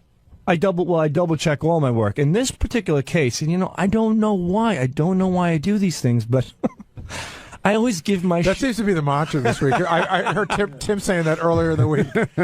It's almost like, how people have a guardian angel? I have like a guardian bully. When I'm going... A black cloud? Yeah, when I'm going in the right direction, somebody's kicking me in the balls, just throwing my mind off a little bit, because I always give my CDs to Scott to double-check. And like when Howard asked me, did Scott double-check this one? I said, no. And that's when it hit me. I'm like, he didn't double-check this one. I did. But inevitably, it was a screw-up on my part. It's always better to give your stuff to Scott, because then when it screws up, you could blame Scott. Right. What happened was there was a glitch. You saw it. Then you went back and saw that there was a track there. But what we figured out is that Bigfoot's answer was so short. Right? Mm-hmm. It didn't register as a track. It was a track, but it just goes from one track to the next so quickly, which Richard knew, and he said, Sal just sort of forgot you got to add a little time. And by the way, yes, to say something nice about Scott Salem, that's the kind of crap he really catches. Right. Like, I gave him all the impression stuff, and he called me, and he's like, wow, the levels on this are really off on one of them, and we listened to it, and I'm like, good call, and he fixed it, and, that's... And that was my mistake. So I took back that game and double-checked that one, and I had Scott check it. As a matter of fact, I went to Gary today, and I said, Gary, give me all the games back. So I'm going through every single game right now as well. There was a great moment, though, where the game fucked up, so I just start yelling, Sal, to just see where he is. Sal was on his way in, but Howard did play the answer, but Sal didn't realize there was a fuck-up. So Sal starts yelling at me, you owe me a fucking apology, asshole. Fuck you.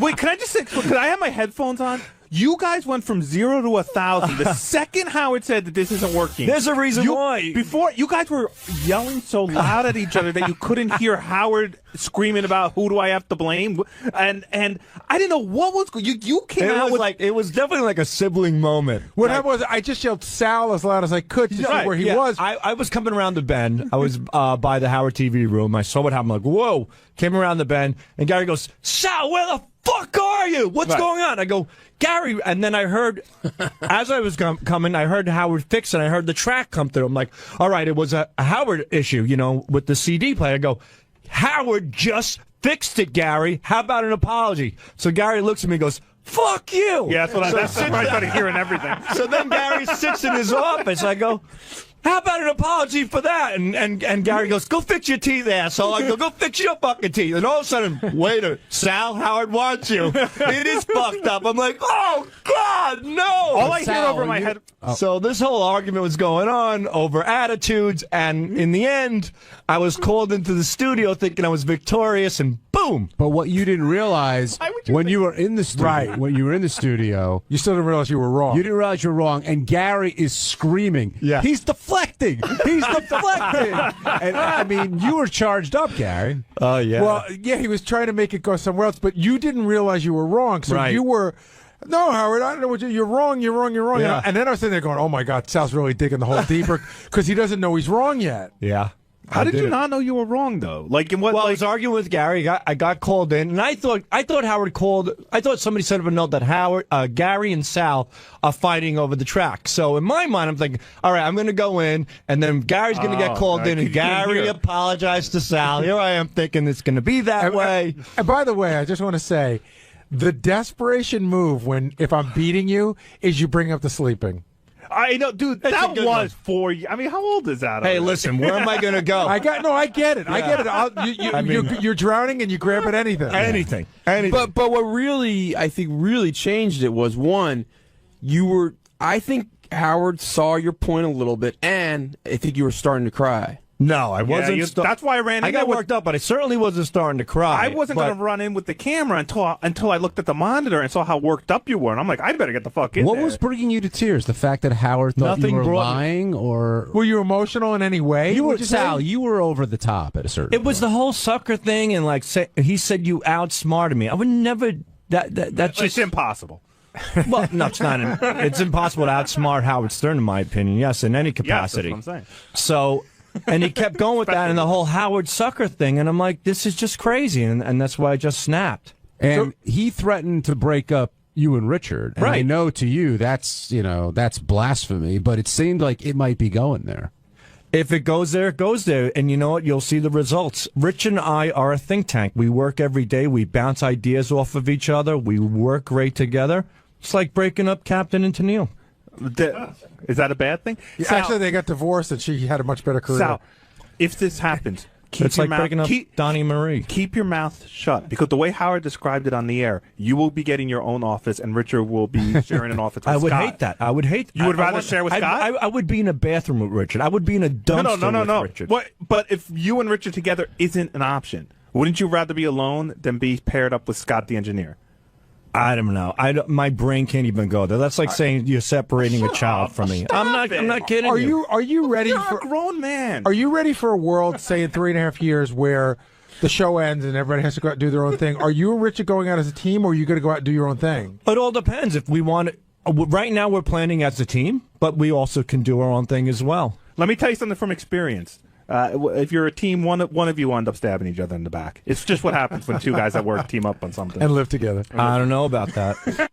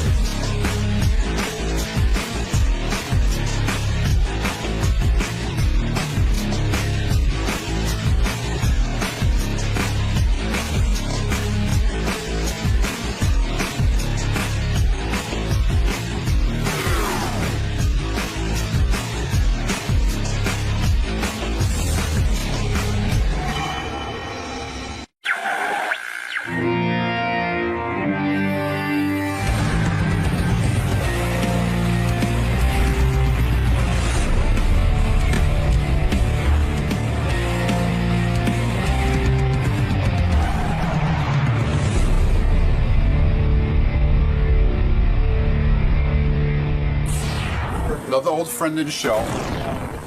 You gonna have a stupid comment about that? No, I have no stupid comment. All right, just asking. Only intelligent ones. Oh, okay. Do you have an intelligent comment about that? A rock and roll legend. Okay. And an old friend of the show. Okay. All right? And we're going to bring him in. Well, what's his name? Joe Walsh. You're rusty, man. You're old. I'm old. Says the guy in the tinted glasses. Mr. Joe Walsh, welcome back, sir. Thank you. How you doing? Good. How about yourself? Pretty good. Got a new album out? Got a new album out. Analog Man. One of the rare times I didn't stay up all night to come into the show. So you're feeling actually fresh. Slept. That should impress Howard. Right here, sir. There we go. So you're feeling fresh. You're raring to go. Today. I'm fresh and I'm ready to go. I hope he is. Oh, absolutely. Because I bet he's really nervous right now. You guys are old friends. You guys have been... We're old friends from golly. I don't want to figure out how old. But the new album's called Analog Man? Analog Man. First album in 20 years. All right. We'll see you in the studio. Okay. Good to be here. Joe looks good. Like his skin is good. Well, I'm saying for a guy who's been through what he's been through. Right. It's pretty amazing. And he looks great. It's almost unfair. He looks like, really... I would have done all that, too. That's right. He looks really healthy. Yeah, like he works out, I think. But, I mean, he had a long time of, fucking up his body. Analog Man is his first solo album in 20 years. He says his wife is the one that got him back in the studio. It's Ringo Starr's sister-in-law, by the way, his wife of 3 years. Yeah, isn't that weird? Yeah. He sounds very happy. He's healthy. He's sober. He loves his new wife. Everything's great.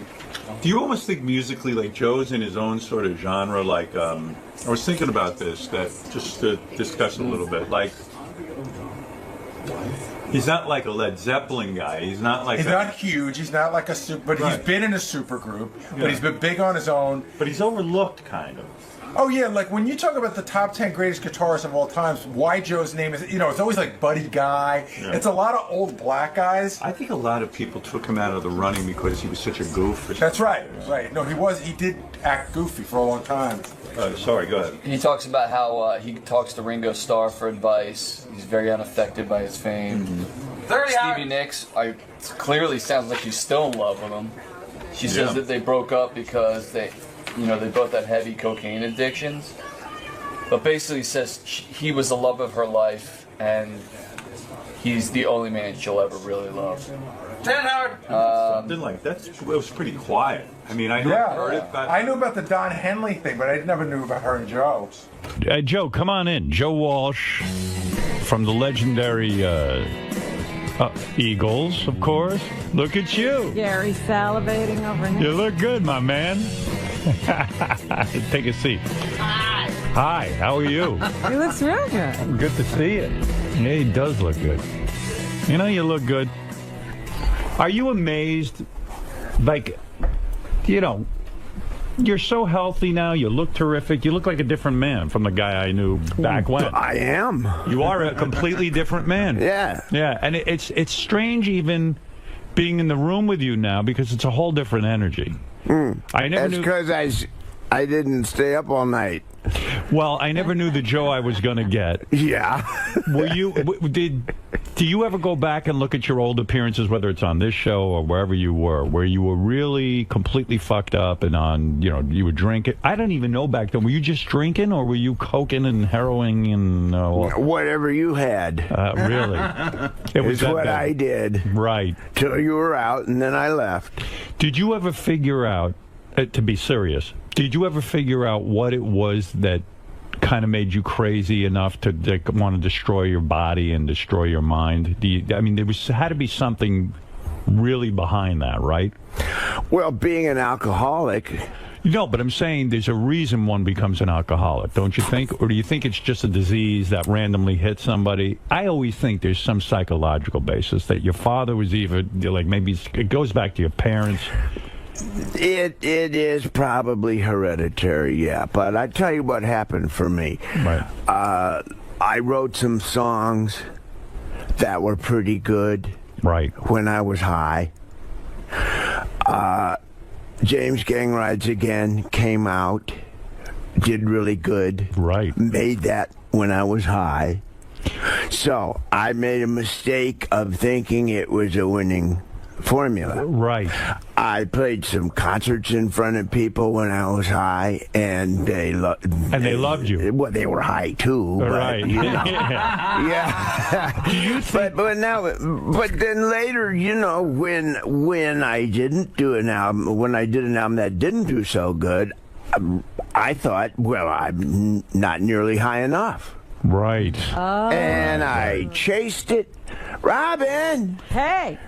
Hi. But was it the kind of thing where you see, you strike me as a happy-go-lucky kind of guy, but the truth is you're not, because all of that stuff what you're describing is a guy who really wants to be successful. That success was so important to you that you said, oh, I know the winning formula. I'll drink, I'll get high, and then I'll write great music. So it really did matter to you whether you were successful or not. You weren't sort of a happy-go-lucky guy. Maybe it was a reaction to, oh, my God, maybe this will be the secret to my success. You were really hungry for success. Very subtly. Yeah. All of that stuff convinces you that you can't do anything without it. Right. And it's got you. You think that's it? Yeah. It's that simple? Yeah. You don't think it was your relationship with your parents? I mean, I don't know what it was like for you living at home. I don't know. You know, every case is different. If you grew up in an alcoholic family, chances are you're going to be alcoholic. Your mom and dad were alcoholics? There's always that at different times, yeah. Right. So when you see drinking as part of the family life, it doesn't seem like such a bad thing to be doing. When I grew up, it was the 50s, and we would have these family picnics, and everybody drank. Including you. My aunts drank, my uncles drank, my cousins drank. If you were an adult, adults drank. Right. That was just the norm when I was a kid. And it occurred to me that my whole family probably has been rip-roaring drunk for the last 500 years. Right. That was just the norm. How hard was it for you to get sober?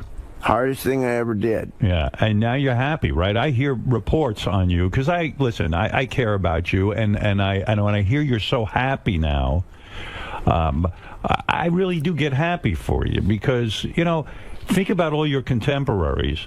A lot of guys died who were even less fucked up than you. A lot of guys we know aren't around anymore. Yeah. Who you thinking about that didn't make it? I'm thinking 𝗛𝗵cie. Kennison. Right.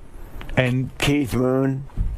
And it's kind of sad, too, because if you get that second chance, if you live long enough and you kind of get sober, you go, wow, you think about those guys. They were cut down in their prime. Yeah. And do you think music... See, I happen to think you're one of the greatest guitar players, and I'm not saying it because you're here, but I do. I think the riffs and the songs you came up with were brilliant, especially James Gang stuff, and then when you went to the Eagles, I felt you really improved that band like tenfold. But yet, do you think... when it comes to, I don't know, the rock and roll intelligentsia, whoever they are, but do you think, or critics, do you think, do you think you get criticized or you're not thought of right up there in the upper echelon because your past behavior, because you were so drunk and so outrageous? Do you think that your legend got kind of knocked down to a degree? Were you taken less seriously? I'm not really concerned with that. But you are.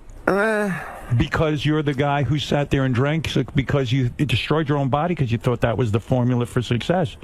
So you do care about your place in history, right? Musically. Yeah, but I'm not done yet.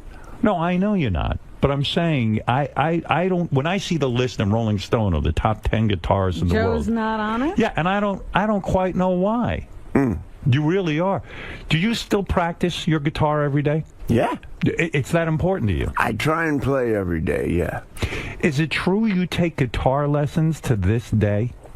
that you still take guitar lessons? I'll sit down with somebody, yeah. I'll sit down with somebody and ask them, how in the world do you play that? Like Brad Paisley. Right. I'll sit down with him and say, hey, man. Why is that? Because you can't figure out how he did that?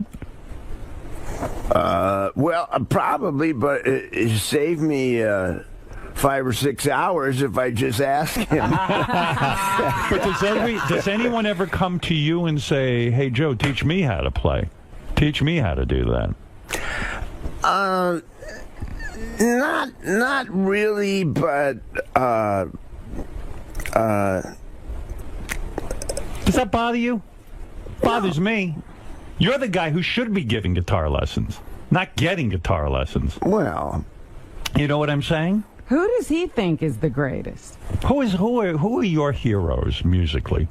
I've never asked you that. You were always too drunk. Couldn't get a straight answer out of you. Do you have musical heroes? No, I had heroes then. They were just different ones. Jim Beam. Yeah.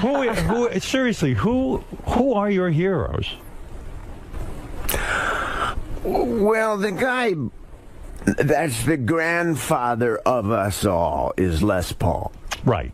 Yeah. The guy who really invented the guitar, the electric guitar, right? The pickup and echo and multi-track recording. Did you get to know him? I knew Les, yeah. Yeah. Were you happy with the inventions and what he did to the guitar? Because you're a guy who in your new album you talk about analog, man. You can't stand all the new technology. It's kind of like I'm just a regular guy. I don't know from all this technology. Well, I'm not against it. I'm not an old analog fart who came out of the woods. Right. I don't think analog's better. It's just, you got to admit. But you're upset with technology. You don't like now in the Eagles that your fellow Eagle members sit in a studio and they use all these Pro Tools and everything else. It actually slows down the music-making process. It changes it. It makes it more complicated. Easier. Here's two things it does, okay? Okay. One is, you can fix anything.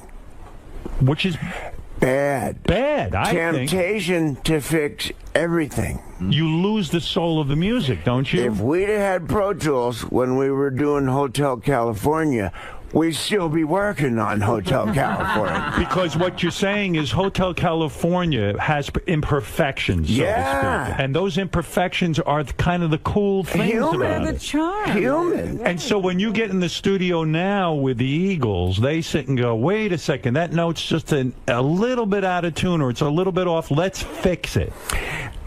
We've always been like that to some degree. Right. But the great temptation with Pro Tools is to go ahead and fix everything when you don't need to. Do you have enough of a voice in that band? I know you've got to sort of watch your P's and Q's with some of the band members, but do you have enough of a voice in that band to say, guys, stop. We're in a studio. What made us great, why Hotel California works, is because there are mistakes on it. It's not a perfect piece of music. Nothing is. Well, but it's real. I wouldn't single out the Eagles. You say they all do it. Everybody does it. But you are in the Eagles. It's a hazard of Pro Tools. It's a hazard of digital technology. There's one other thing I want to say. Yeah. The temptation with digital technology is to start with a drum machine. Right. That's virtual. Yes. And put that down. And then build up the track with virtual instruments, which are all in the computer, and build up the thing like a kit. And it never sounds quite as good. No. In the old days, you got some guys in a room, you mic'd them, and you pushed record, and you got the performance. Right, and isn't there something that comes out of that performance when a guy's sitting there, a drummer live, and all of a sudden he goes, wait a second, I have an idea.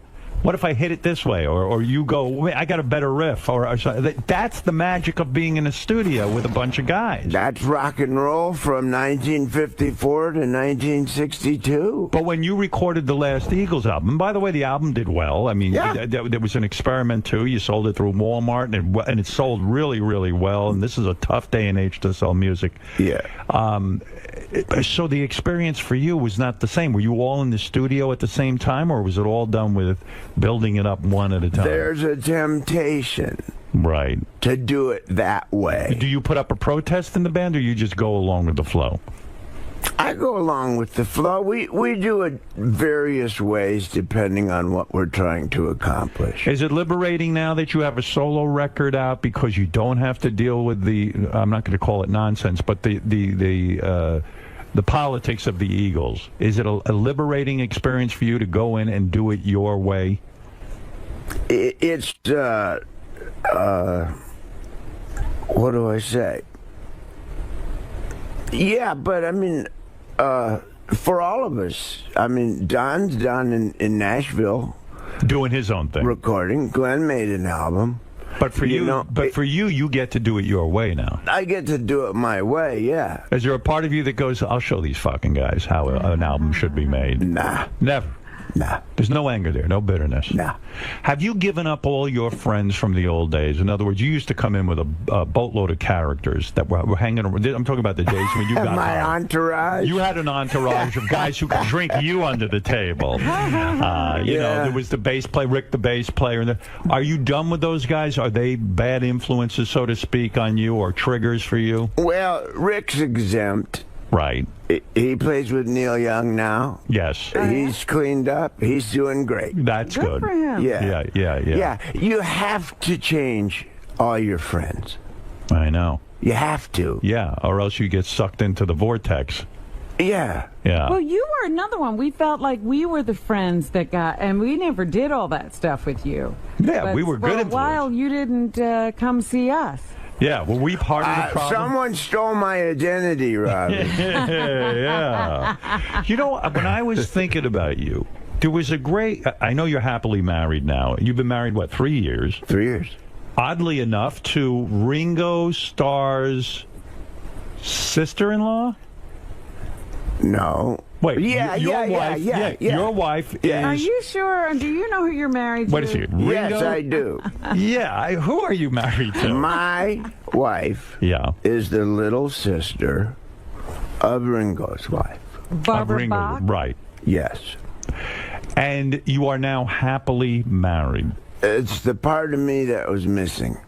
Because I remember you in the old days. You know, listen, you were high, and women were commodities. You used a lot of women, and they used you. I mean, it was a mutual use. They used you for your fame and your money and your power. Well, sometimes I think Joe forgot when he was on the road that he had another woman somewhere. Right. But did you have a whole epiphany about women? Like that changed your attitude toward women too?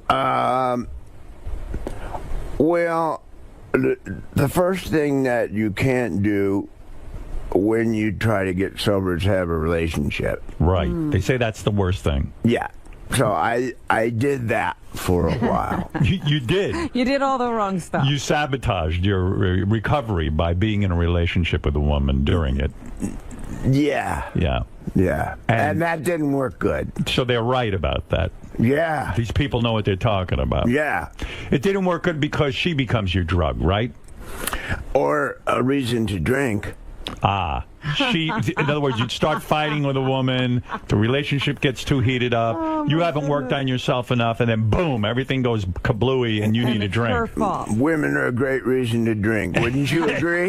Yeah. Probably just any relationship with anybody is a reason to drink. Like Joe's so charming, nothing could be a problem about Well, you know what? I think like Joe, I have problems with everybody, so I think anyone would make me drink. There you go. Man or woman. There you go. go. So- Congratulations on your marriage, by the way. Oh, thanks, yeah. I'm glad we're both happy. Yeah, no, very, very happy. Yeah. I really am. I mean, I understand what you say. To get a real partner. Yes. You know? And to feel good about that situation is remarkable. And it's the part of me that was missing. I But mean, don't you think it's the change in you that allows you to have that with a woman? Yeah. That's what it is. Yeah. Yeah. You I had mean, to grow up. I couldn't have had any relationship like I was. did you go back and say to any of the women you were with, and I'm sure you hurt some women and some women hurt you, but did you go back? Even I know, remember, you used to have the great joke, my ex-wife plaintiff. Yeah, did you call plaintiff? Did you ever call plaintiff and say, Which one? any of them? I made amends to a lot of people. You did? Yeah. And was that hard? No. Once you do it, does it unlock something in you? Like, does it open up your heart? Yeah. It does? Yeah. And so you would call, did you call your ex-wives? Mm-hmm. And you said to them, look, I'm sorry I put you through hell. I'm sorry I did all sorry that. I put you through hell. Were they all receptive to that, or did some of them say, you know what, Joe, fuck yourself? There was both. Both of those. Some people say, I understand. I'm glad you're sober. Some people say, up yours. And some people say, I don't believe you. In other words, the important thing is me. You said it. I'm better for it. Right. And what is it? If it's a phone call or a meeting, and you go there and you confess to them that you were shit or whatever, you were confused. Yeah, you look them in the eye and you tell them, hey,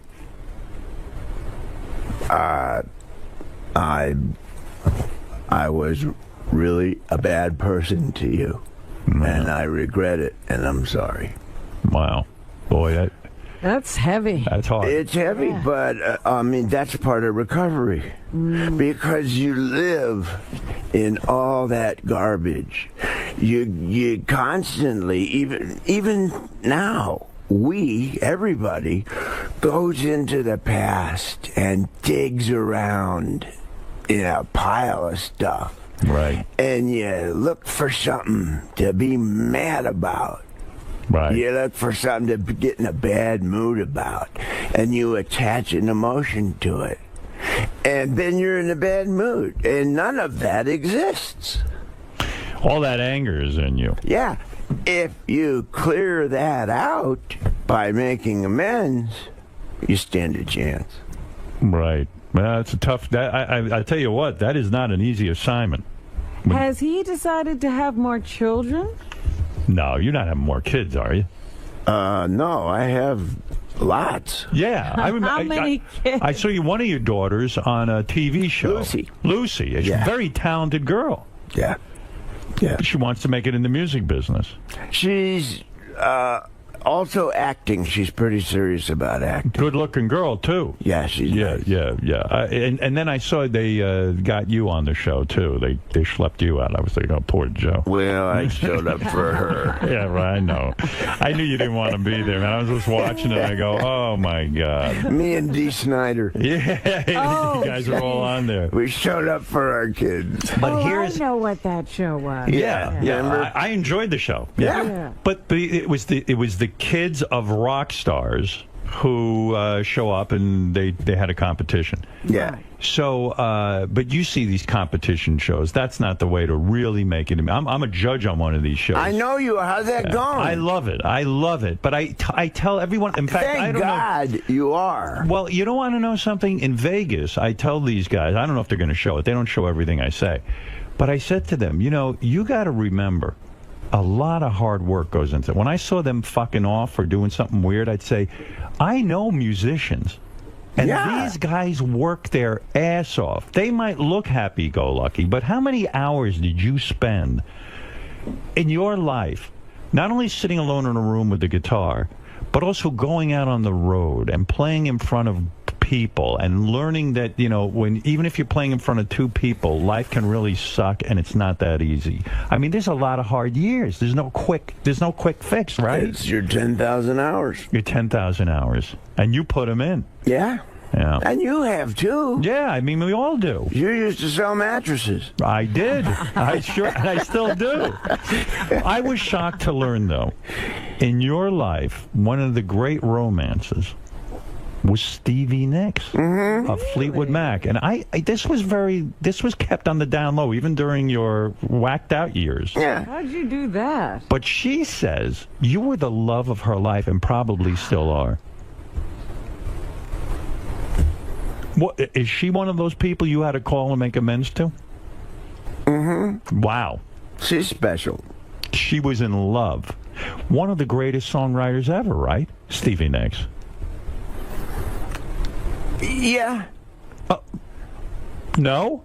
Well, am I wrong? I mean, songwriters, in the big picture, all of us from the 70s are memorable and notable, but I mean, the greatest songwriters are like guys from the 30s and 40s. And do you really believe that? You don't believe Jimi Hendrix was a great songwriter? Paul Simon? Yeah. Okay. You don't consider yourself a great songwriter? Well, I don't think it's fair to say one of the best ever to anybody. But what a powerful couple. But Stevie Nicks and Joe Walsh. Stevie's very high on the list. Were you in love with her? Did they write together? I don't know. Did you guys ever write together? She helped me do the Confessor album. No kidding. She rode shotgun with me on that one and gave me some direction, and she's really good at the craft of songwriting. Which means what? Sitting down and really putting a pen to paper and actually trying to figure out the lick and all that? Left to my own devices, I will have 85 pieces of paper with a couple words on each. Right. And people like her and my wife Marjorie now help me get 85 words on one piece of paper. How do they help you do that? I mean, you're a songwriter. It's a creative process for you. How do they focus you to take all those 85 slips of paper and combine them into a song? Well, my wife is a closer. That's what she does. When I say it's the part of me that was missing, I got a little attention deficit. Right. But in the 50s, that wasn't diagnosed. You were just difficult. Right. But I got it. Yeah. You know, I see that in one of my sons. I learned about it, and I had it screaming in the 50s. It's one of those things that affects you where you can't keep your mind on one thing. You can't complete tasks. I have a great idea, fantastic idea, and I get it started. And wait a minute, I have another idea. So there it sits. You know, I'm reading a book about this. It's called Get Things Done. Yeah. Do you ever read this book? No. I've just started reading it. I just learned about it. Yeah, so I have great ideas lying all over the place. And what do you do? Do you speak into a little tape recorder? And how does the songwriting process go for Joe Walsh personally? Would you be fucking around with your guitar? You start to, pick at a few notes and go, that's cool? Or do you hear the song in your head first? You once told me years ago, you always have a song in your head. Yeah. Yeah. But how do you get it out physically? Because don't you go, oh, my God, this is good. I don't want to lose this. What do you do? What's the first thing you do? So you don't forget it. Well, you can carry around a little recorder. Do you do that? And put ideas down. When I remember to, yeah. Because you need a giant inbox, so to speak. But by that I mean you need a place that whenever you get an idea, you just put it in there so you don't have to sit and worry. Didn't that worry you when you had a great hook or something and you'd say, oh, shit, I can't forget it. I can't. Or you didn't care? It depends. When I was wasted, I would write it down, except in the morning, it didn't make any sense. Okay, a song like Life's Been Good So Far. Life's Been Good So Far. You're standing around one day. Do you hear the words first or the music? Usually the music. The music? Yeah. You hear...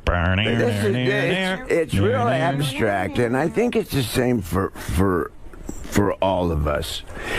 you hear an idea, and it's kind of a symmetry. So did you hear? So when you say you heard an idea symmetry, was it like Yeah, as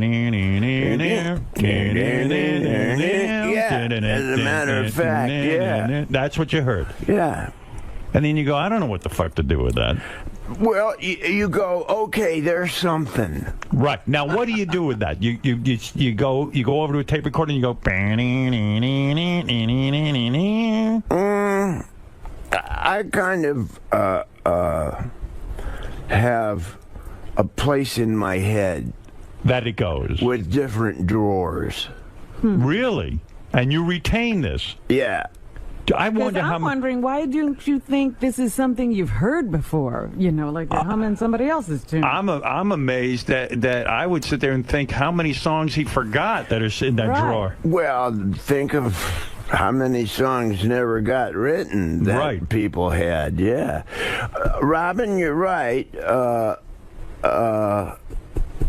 Whatever you just said, I forgot. Yeah, sometimes you think it's something you heard. Yeah, right. Well, that's where you go, aha. Right. You mess around with old blues licks, and you mess around, and you realize, boy, this is fantastic. Oops. Except it's a Hendrix lick. And you think, oh, well, start again. But once in a while, you get a nibble. Did you ever meet Hendrix?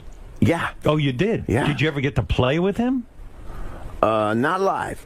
Not live. Backstage. You went backstage. Where was this? Youngstown, Ohio. Back in the early 70s? Yeah. Okay. And you're what? Doing a concert? Yeah. James Gang concert at that point? James Gang, Hendrix, and Sly and the Family Stone. All on the same bill. Wow. Well, remember in those days? Wow, yeah. You had 3 headliners on a show. And who opened that show? We did. The James Gang. Yeah. Unbelievable. What a show. Yeah. And then Sly and the Family Stone, and then I guess Hendrix. Well, Sly never came out of his dressing room. Yeah, right. But there's another guy. I mean, he's a difficult guy, right? He's had his problems. Yeah. And I don't think he ever came out of them like you Still did. going through it, yeah. I don't think he made it. No. Do you ever see him around? No. No. He's like a recluse. There's been Sly sightings, but... Right. Yeah. Yeah, I saw him on some award show or something. Yeah, but a few months ago, we were reading that he was in a trailer parked outside somebody's house. Right. Yeah. Yeah. Thank God you didn't go that route. Yeah. Well, yeah. Yeah. And does that give you the shakes at night sometimes? So you go, shit, I could have really, really fucked up. Oh, yeah. Yeah. I am so grateful to be alive and sober. So Hendrix is backstage. And what happened? He's backstage. We're in a like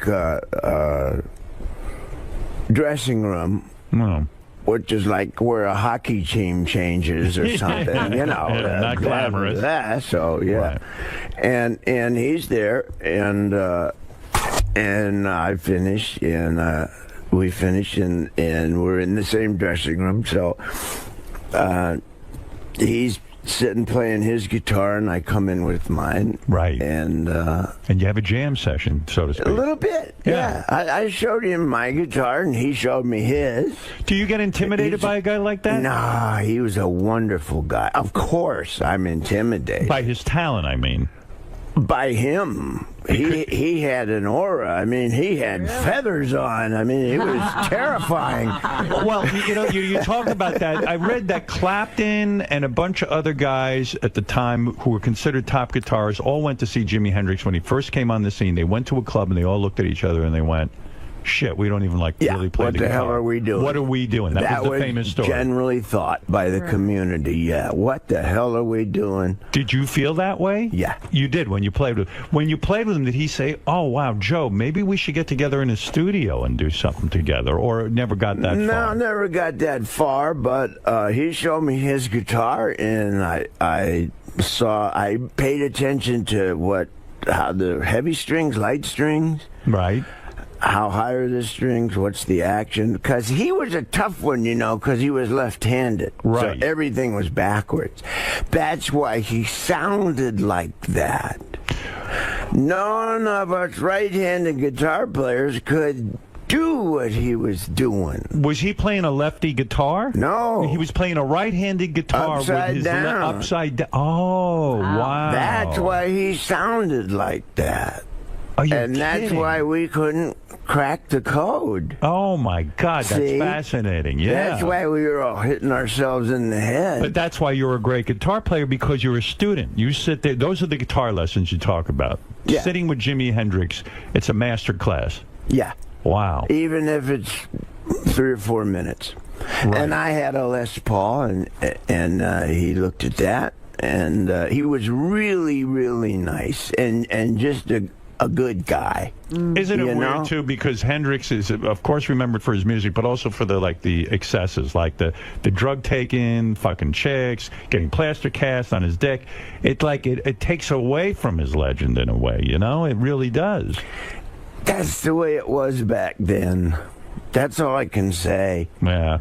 You could get away with a lot of stuff back then that you can't now. Right. You probably noticed. Yeah, oh yeah. It's a whole different universe, isn't it? Yeah. And Joe, where do you think rock and roll is going? Speaking of back then and today, like there's not rock radio stations. Boy, Robin, that's a good one, Is rock dead? Yeah, I think so, pretty much. It's pretty dead because there's not a lot of rock and roll radio stations. And we were talking about this on the show the other day. We were talking about that it's almost like, I think Robin said it, that rock and roll is going to be like jazz in a way. It's going to be just this art form that existed and was big, and then some guys will still play it, but it's not going to have. It's dead, but it's not dead, but it's not number one. Country's number one. But I never thought I'd see the day that, rock and roll was such a part of my life. Howard, think of it. That's what Analog Man is all about. Right. The new album. The digital technology is nice, but along with it is this virtual world that we all go in more and more. Yeah. And it doesn't exist. It's in a computer. It's an illusion. And we sit in chairs. Our bodies sit in chairs for hours waiting for our minds to come back. Yeah. I like side B. Right. I like cart machines. It's different, man. It's different for us. Yeah. And the problem with the with the digital technology, right? It ate the record business. It did, yeah. It ate radio. So you're not on Twitter, are you? It ate intellectual property. Mm-hmm. Doesn't that drive you crazy as an artist that, a guy who's like you, like a musician who comes up now, they can't even sell a record because everything's out there for free. People don't go and buy DVDs and CDs. I know. They rip them off and that. It does seem unfair, right? People ask me, what advice do you have for the upcoming musician? I don't have any. I'm trying to figure it out, too. What is your game plan with the new CD? In other words, it's hitting the stores, I think, today, right? Tomorrow, all right? And you have a new single out. But what's the game plan? Can you really... Well, I guess you could go around the country and play these songs. It's almost like starting over. Joe Walsh is one of the biggest names in rock, and yet it's almost like you're starting over again. You got to go out, play for audiences, and introduce them to this music. It's a fresh start for me. So what are you going to do? What's the game plan? Well, the deal with everything is, in lieu of record companies, the way to do it now is the social network. You have to get visible. Yes. If you can make people aware that you have a record out, they'll find it. Right. So your game plan is to use social media and sort of get there. Because like, look at some of the great artists. Paul McCartney just came out with an album. Nobody gave a shit. You know what I mean? Paul McCartney.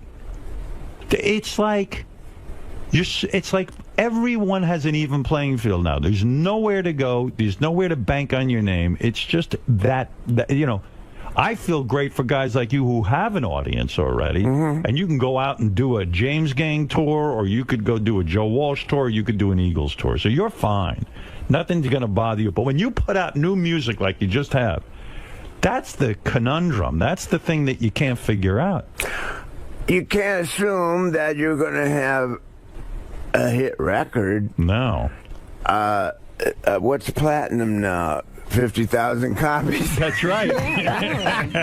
Go make a living doing that. Woo! Right. How many records How many records between the Eagles and the James Gang have you sold? And Joe Walsh solo stuff. I don't know. You never counted it up? I got. I lost count after about 85,000. I was counting them on my fingers. Somebody said, you mean you really don't know, Joe? Isn't that an impressive number to know for yourself and say, and look back and say, you know what? I can reflect on that number. Probably, but in that category, I'm not really that big of a fish. Look at somebody like Jeff Lynne. Now, Jeff Lynne produced your new record. Yeah. Jeff Lynne was, of course, of Electric Light Orchestra, ELO, and he's a great legendary... That guy sold some records. Did he? Yeah. More than you? ELO, I think so. But if you count the Eagles... Well, in your Eagles, record, yeah, okay, Eagles. Eagles are one of the biggest selling bands of all time. Yeah, Hotel California, I think... California isn't that the alone. one album that... I think that's the #1 album for the Eagles ever. Greatest hits. Greatest hits. Greatest hits. Yeah, Oh, we wow. go back and forth with Michael Jackson. What's the best song you ever wrote? Seriously, out of all the songs. I have, I don't know if it was Funk 49, Walk Away. I don't know.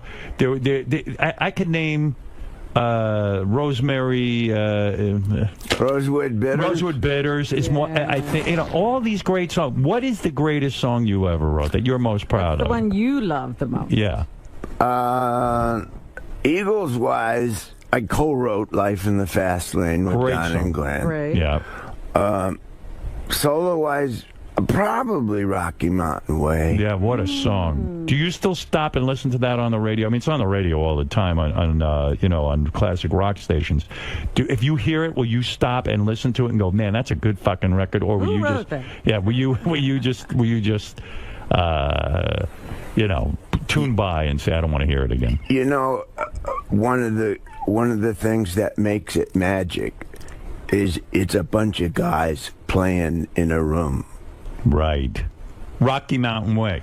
You're listening to how it was made. That groove you can't do with Pro Tools. No. And you remember when you came up with that, or were you so drunk? Like, was that part of your drunken formula where, like, hey, I get really high and I write? Do you remember any of that process of writing that great song? Yeah. Oh, you do? Yeah. What was the process on that one? I was in Colorado. Right. I had left the James Gang. I was worried that I might have made a mistake. It's scary. Yeah. Yeah. Yeah. Because that was a successful entity. Yeah. Right. Yeah, we were doing fine. Why did you leave?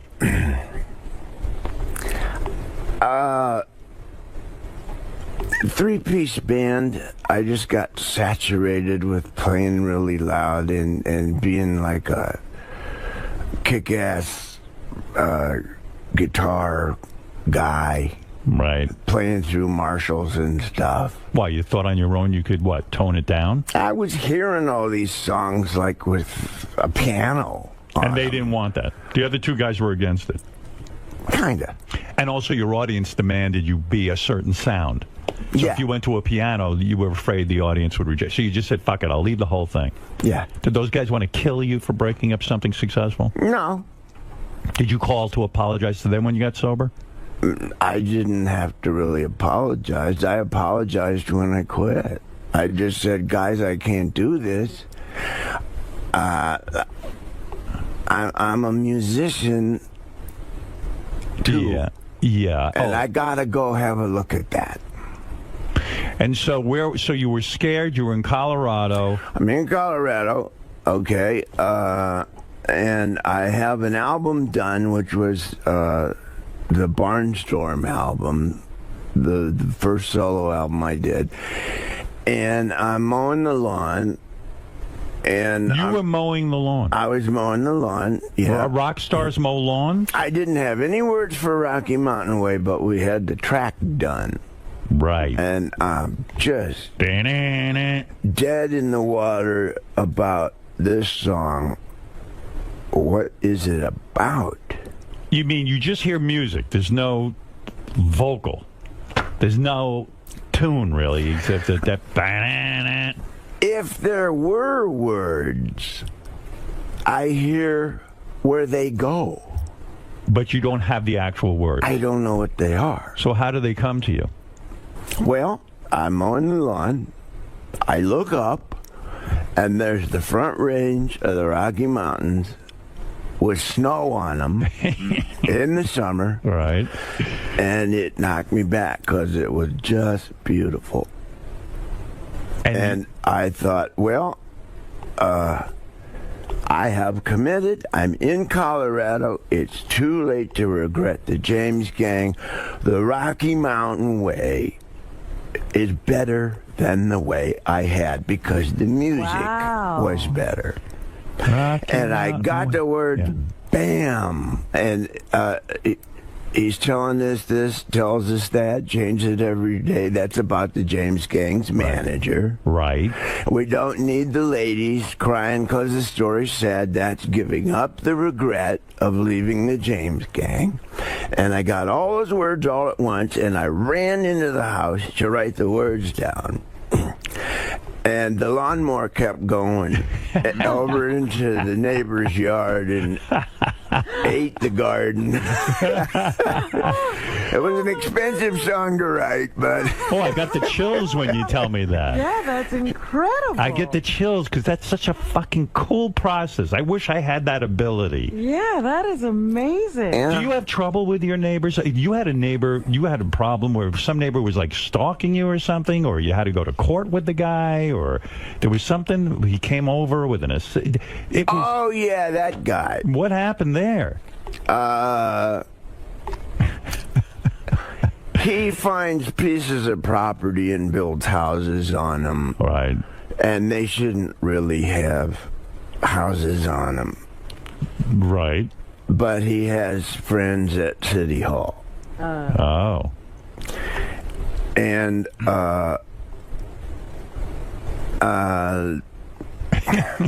it's a complicated life. I was wishing he wasn't doing that. Right. So I didn't help him. I see. He got frustrated with you. And he got frustrated, yeah. I see. Yeah. It's complicated being Joe Walsh sometimes. But now it seems like it's a lot simpler. You got the wife, you're happy. Oh, it's so much simpler. Now, let me say that Joe Walsh's new solo album, Analog Man, is in stores tomorrow. Tomorrow. Hey, I didn't finish the thought, though, with Stevie Nicks. Yeah. I mean, you two became this couple, and she says you are the love of her life. All those songs were about Joe? Yeah. She wrote one about me, yeah. What was the big one about you? Joe? Joe just fell asleep. Yeah. He's thinking of the name. I'm trying to. I'm embarrassed. I don't. Was it a Fleetwood Mac song, or was it from one of her solos? One of her solos. One of her solo albums. Yeah. Yeah. Stand there. Has anyone ever wrote a song for you? Hell no. I wish you No, would. that's how the song goes. Stupid. Oh, shit. When are you going to write a song about me? Actually, I got a... That's a good idea. Yeah, I got an email from Leslie West. He claims he has an idea. He was thinking of me, wants to write a song about me. I'm very honored. That's flattering. I feel like a hot chick. Well, you better wait till you hear it first. Yeah. Give my best to Leslie. I will. You know, he lost his leg. Yeah. Yeah, and but he's doing well. Yeah. He has a great spirit about him. He's a great guy. And a great guitar player. Yes, he is. Yes. Now, there's a guy that could probably be on Rolling Stone's list. Yes. Where the hell's he? Exactly. He's not on the list either? That's right. Well, anyway, the legendary Joe Walsh, who is doing so well, happily married now. Happily Very married. happy for Joe. And Ringo is your brother-in-law. My brother-in-law. Do Do you you guys hang? get together? Yeah, we hang. You do. Do you sign autographs? Joe, do you sign on? Because Ringo has stopped signing everything. That was, I signed his name for him. You do. That's why he got me. Ringo comes over the house, and it's like a family get-together. Yeah. That's kind of fun. I mean, that's an interesting thing. Yeah, He says, sign all these albums for me. I'm done. You get along with each other? Very well. You do. You know, he's so down to earth. Paul, too. for what those guys have been through. Right. And the really good positive energy. And in terms of a family, I got this huge family that came along with my wife. And it's a dynamic I'd never been around because they're really close. And learning to be part of is one of the things that has opened me up. Right. And made me feel, given me confidence, which is something I never had. That's why I drank. Yeah. Well, I'm glad you're not drinking. I'm glad you're healthy. So having Ringo, his insight and his wisdom has helped me with my life and as a human being, besides the music part of it. Yeah, he seems like a real good. I mean, I got to know Paul McCartney a little bit. What a amazing guy. Yeah. I mean, something else. Yeah. I always say, you talk about guys who strip it down, so to speak, who are analog men. I was talking the other day, I heard a song of his that I hadn't heard in years. It was from his first solo album after he left the Beatles. It was Turn It Up. What's the name of that song? Ooh You. Ooh You. And I love this song, Ooh You, but it's so fucking stripped down. And in fact, he's in a studio doing it, and he says, "Turn it up." He's talking to the engineer, and it became part of the song. Yeah, that's the shit I like. That's analog. That's analog. That's what we're talking about. Yeah. You and Ringo, you and Ringo ever swap sisters? Would that ever happen? Like you do him? Howard, I'm not going to stoop to that mentality. Let's go get our asses waxed. Right. Listen, this. Oh, and by the way, the single is "Lucky That Way." I'll play a little. Is that right? I want to hear. Yeah. Let me see. "Lucky That Way" sounds like your life now. Joe Walsh. The new solo album, Analog Man. And that's in the stores tomorrow.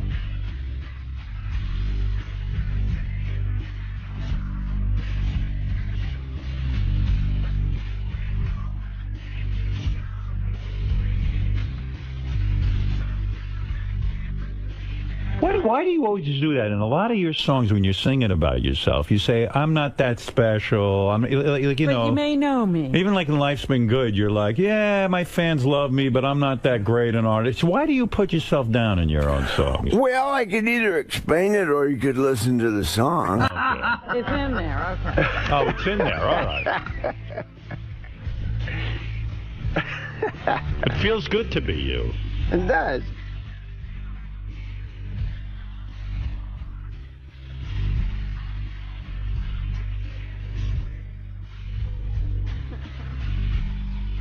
Listen to the chorus. I am. Oh, yeah. But here comes the chorus. When you wrote you had a Maserati, did you really have the Maserati? It would be logical. But do you really have the palm trees in the swimming pool now? Yeah. You do? Yeah. Here we go.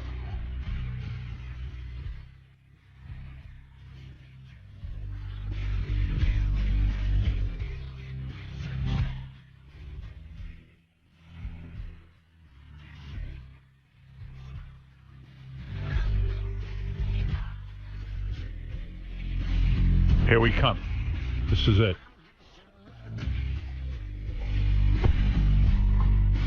There you go. I'm just lucky that way. Yeah. What is it, Gary? How dare you interrupt my... What? He's handing me a piece of paper. I'm going to tell you what it is. Oh, here. Oh. That's the song that Stevie wrote for Joe. God, she must have loved you. Let's see. the song? The song is called "Has Anyone Ever Written Anything for You?" as Joe said. And I thought he was talking to me. Listen to this lyric. "You know I'd rather be alone than be without you, don't you know? She'd rather be alone than be without you." What the fuck did you do to this girl? You must He's just lucky that way. You must have banged her silly. Were you in love with her? As a sister. Really? God, she was. I mean, I imagine this was the 70s, right? I mean, she's like a soulmate, you know. You still talk to her? Once in a while. This was like in the 70s, right? I mean, was there a more beautiful, physically beautiful woman than Stevie Nicks and all that talent? I mean, you would think that's the whole package. I mean, that would be my fantasy. Were you not into her? No, I was, Robin. That didn't come out right. All I'm saying is that we were seeking refuge, kind of, in each other's presence. Because you both were into drugs at that point? Kind of, yeah, there was that part of it, but we were on the road, we had careers, we were both lonely. Why did you never marry her? Did the thought cross your mind at one point? No. You never thought that way, even in terms of like a powerful couple? Like, oh my God, there's two incredibly powerful people in rock and roll. Or maybe that would have been too much. Well, the relationship came and ran its course, as rock and roll relationships do. Does it get competitive? Like, do you sit there and she was in Fleetwood Mac at that point, I guess? No, she wasn't. She wasn't. No. She was a solo, or she was in Buckingham Nicks. Yeah. And does it get competitive? Is that the problem? Like, you could never really marry another singer-songwriter because the two of you sit there and drive each other nuts with that stuff, career? What made it possible was that we toured together. Right. So when you're touring together, it's and we spent all that time together. But you were not monogamous with her, so she probably got jealous too. Because knowing you back in those days, you were not going to be limited to one woman. True? You weren't going to be limited to one drink and not one woman. You were an addict. We were both monogamous for that summer. That's a pretty long time. Yeah. So you A felt whole something season. for her. Well, yeah, in rock and roll, that's 10 years. That's a long time. That's a long time. When we stopped touring, we drifted apart. I had to. Yeah. Yeah. I had to. Look at you. What a life. But do you think you could have been with somebody as powerful and talented as Stevie? No, I don't think either of us could have committed to a lasting relationship in the state that we were in. You surprised Steven Tyler's a judge on American Idol? Seriously. I mean, Steven Tyler's one of the great songwriter, great rock and roll stars. I don't exactly know why he's doing that. I had heard that it was for the money. That literally he had gone through so much money that it was like a $10 million payday. That makes sense. Yeah. You held on to a lot of your money, even though all the marriages and getting high and everything. How did you manage to hold on to your money? I know you're worth $164 million. You know that? I do. Who'd you hear that from? Your accountant told me. He's still got $164 million on his own. No one told me, but I read it on the internet that you were worth around $164 million. And that makes sense to me, between the Eagles and all the music, and royalties and touring. But you could have lost it all, right? I did. You lost every dime you had? Pretty much. When was that? When I went into recovery. No kidding. And then, in 1994, the Eagles decided to go back to work. Mm-hmm. And so I had a clean start. And they came to you and said, Joe, we're putting you in the band, but you got to get clean, right? We can't do it without you. And we can't do it unless you're sober. Don and Glenn said that to me. They saved your life. It was an intervention. And they were real brothers when they did that. That's right. Because that's what I needed. It motivated you. You were broke? So you are not worth $164 million. No, I'm not. Right. Because you got to get back, that's a lot of money. Does that bother you? Does that bother you at all that you pissed away a lot of money? Not the money, the time. You lost a lot of time in your life. Yeah. There's like 12 years in there. I wish I had back. Right. Right. You know? Yeah. But, I'm alive. I'm here. It's true, because when you go through life that way, that high, it's like, wow, I don't even know what the fuck I did. There's so many things I could have learned. Based on all accounts, I had a great time. You don't remember, huh? I wish I probably remember more. Yeah, you know more than I do. I remember doing a TV show, and I wanted you to be a guest, Howard, and what you are you slept through asking it. when I'm me all these questions? You know more than I me. know, it's so true. All right, listen, Joe Walsh, it's exciting. New music from Joe. Analog Man is in stores tomorrow. Hi, Marjorie, I love you. Marjorie, I love you too, baby. And Robin, I love you too. I love you, Joe. Hope you're feeling better. JoeWalsh.com is where you can go to get all your Joe information. And Joe, anytime you come and see us, you know I like it. Next time, come back with a full album only about me. America's Sweetheart. I'm going to call Leslie. Call Leslie. I think we could write a good song about you. I think it's time you two teamed up and wrote a song about that. me. Would be good. I don't need you to make amends or anything like that with me. I'm fine with you. Well, after we write the song, we may need to. Yeah. The great and legendary Joe Walsh. Thanks, Joe. Joe. That was so cool. Yeah. What elements would a song about Howard Stern have to contain? If you were gonna get together with Leslie and write a song, what does a Howard Stern themed song sound like? Funky. Yeah. Kind of funky, kind of Ramones. Little funk, a little punk. Yeah, yeah, funky punk or punky funk. Something like that. Words.